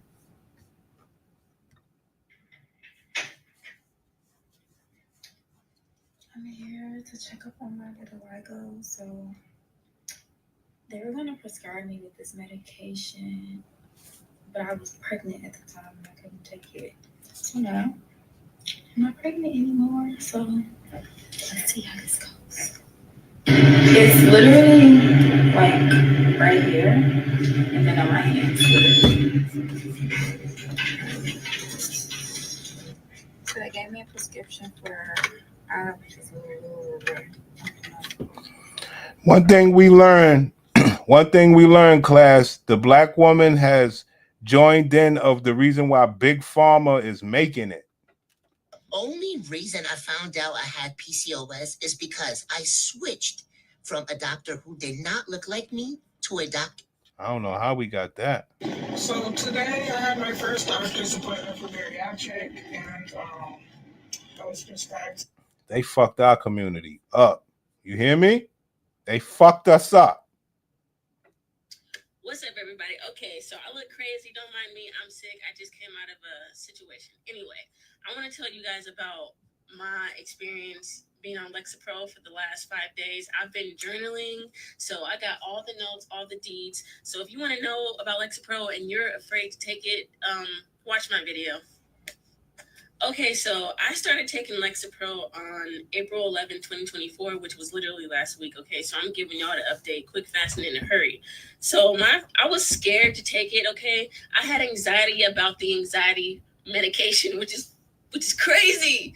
But you know what? We all have that, and I feel it. I was Googling stuff. I was looking up other people's experiences. I was looking up side effects, all of that. So anyway, I told myself, I was like, you know what, let me just take it before I go to bed, because I feel like if I take it before I go to bed, I won't feel the side effects. And boy, was I wrong. The only main side effect that I had within the first 4 days is I could not sleep. I had insomnia so bad. But also so I quit doing that when I first started, but then I told my doctor I couldn't sleep, so she told me to start again, and so I did. And then so last night was my first night being able to sleep. Today is the 15th. Yeah, I think today's the 15th. So I was finally able to sleep. You niggas get it. We ain't watching no weird looking bitch like that. You niggas get it, man. You niggas get it, man. It's not only the babies, it's the sisters, it's the whole thing, it's the whole cycle. The pussy produces that, blah, blah, blah, blah. You know the rules. I've decided to join Amber, and I'm very excited about it. As a nurse of 31 years, I have seen a lot. I have seen a lot when it comes. So that's just how bad the community is based on the pussy alone. Okay? Do you think it will get any better? Do you think they would stop taking these medications based on how swaggified they're making it? Do you think so? I just came from the doctor's office, and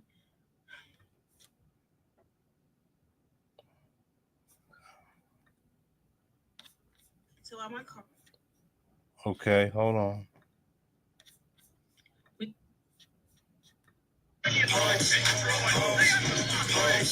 They all batshit crazy. All right. Now, friend, I read all your comments, and they were long, but it's all good. Okay, let's see if I can help you. My only question is, what's wrong? What are you worried about? Because anytime I have a client who's dealing with anxiety or panic, they're too far in the future. If I have a client who's dealing with depression, they're too far in the past. These quote unquote disorders, major depressive disorder, generalized anxiety disorder, severe panic disorder, simply means that the person is not able to ground themselves in the present. Anyway, man, that's all I got, man. Understand? We cooked. We went real far with this one, man. I never want to bring the babies into it, but we just had to go there to show you. If they're taking Wellbutrin, Ritalin, and all this other shit, they're producing babies. Then they produce the babies, then they're upset. They don't want the babies. It's cute at first till them babies get old, and that sickness that you put into them babies start to play out when they're big and strong. Call police, overwhelmed, can't have the same life, explaining why your baby can't speak. Just all sorts of shit that happens with the mismanagement of the pussy from being systemically programmed from a teenager. Okay? It is bad, guys. You go from the crack epidemic to this shit, this is worse.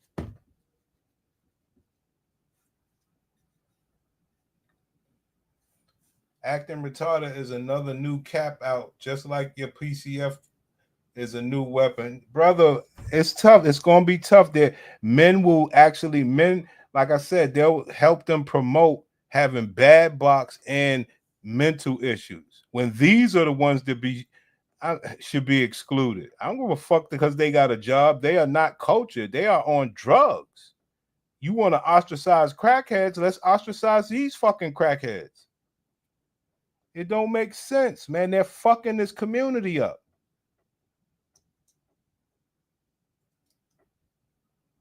Well, it's over. Ain't no still fucking it up. But we could play along like everybody else and say, nah, we just got to change this and change that. We could do it. But y'all see the evidence. Ain't no way they gonna fix those pussies. Ain't no way they gonna operate earlier with their pussies. Ain't no way they gonna bond with a man to understand it. They waiting to do that after that pussy's fucked up. They're never gonna change their diets. They want to keep up with doing girls trips like the rest of the people because they've been systemically programmed to travel. They're gonna always go to the doctor to try to fix whatever ailments they got, even if they're in the goddamn doctor's office lying, so that they could get prescribed. It don't make sense.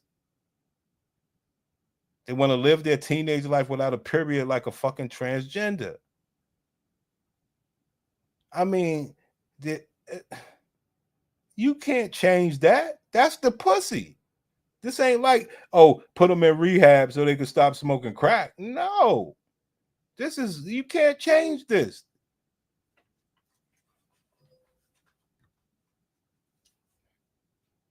Before you stop, she was about to say people who got mental illness ain't aware of the present. I ain't with all that shit.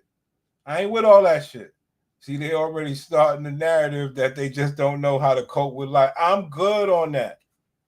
Because my thing is, you should have a badge on your lapel saying, like, I'm one of those, and let men mess with you so men could play with your ass. You don't get to try to take some man's life who's successful where he's taking you serious. You should have that button on your lapel. I'm one of those. So that man could know how to treat you. And then we could show you how stupid you think men are. Men are only stupid because you're hiding, masking, and tricking. If you could put that shit, oh, I'm this type of person, a man to show you just how stupid he is. That's what this whole shit is about.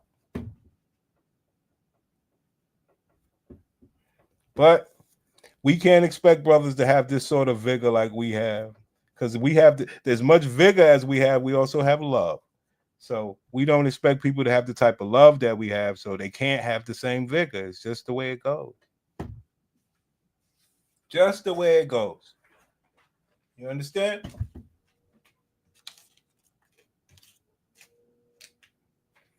So we'll come back later with some immigration shit, all right? My gladiator, she gave us some extra time. That's cool. Thought you niggas would support the show or something, but whatever. So basically, they lie to the doctor, and because the doctor wants money, yo, they'll do anything, as you can see. It is some of the most embarrassing representation of well-being. Last thing you want to see, you're gonna see these bitches doing is eating fruits, berries, and vegetables. They're not built like that. You understand? That's almost like a monkey, right? Eating fruits and vegetables and berries. That's too monkey-like, right?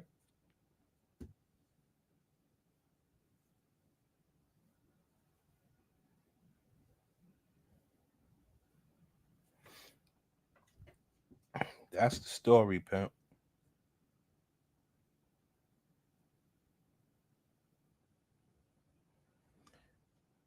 You know. Oh, white women don't put no season on their food. Love and war. I mean, if men knew the real, women would lose the war in a heartbeat. If men knew the real, they'd be losing. All right? They'd be losing. And the best part about it is they won't think that they're losing. Because it's the same thing kind of right now without the rough shit that we talk about. They know that they got to work. They know ain't no man coming to provide for their ass. They know, but the men don't know that their pussies are fucked up. So it is what it is. Until the men can come out and vocally say it, they're trying to say, no, this ain't no hate speech. No, you slow. Fuck you mean? Yeah, we're going to do ice later, man. I'm out of here. Thank you, niggas, man.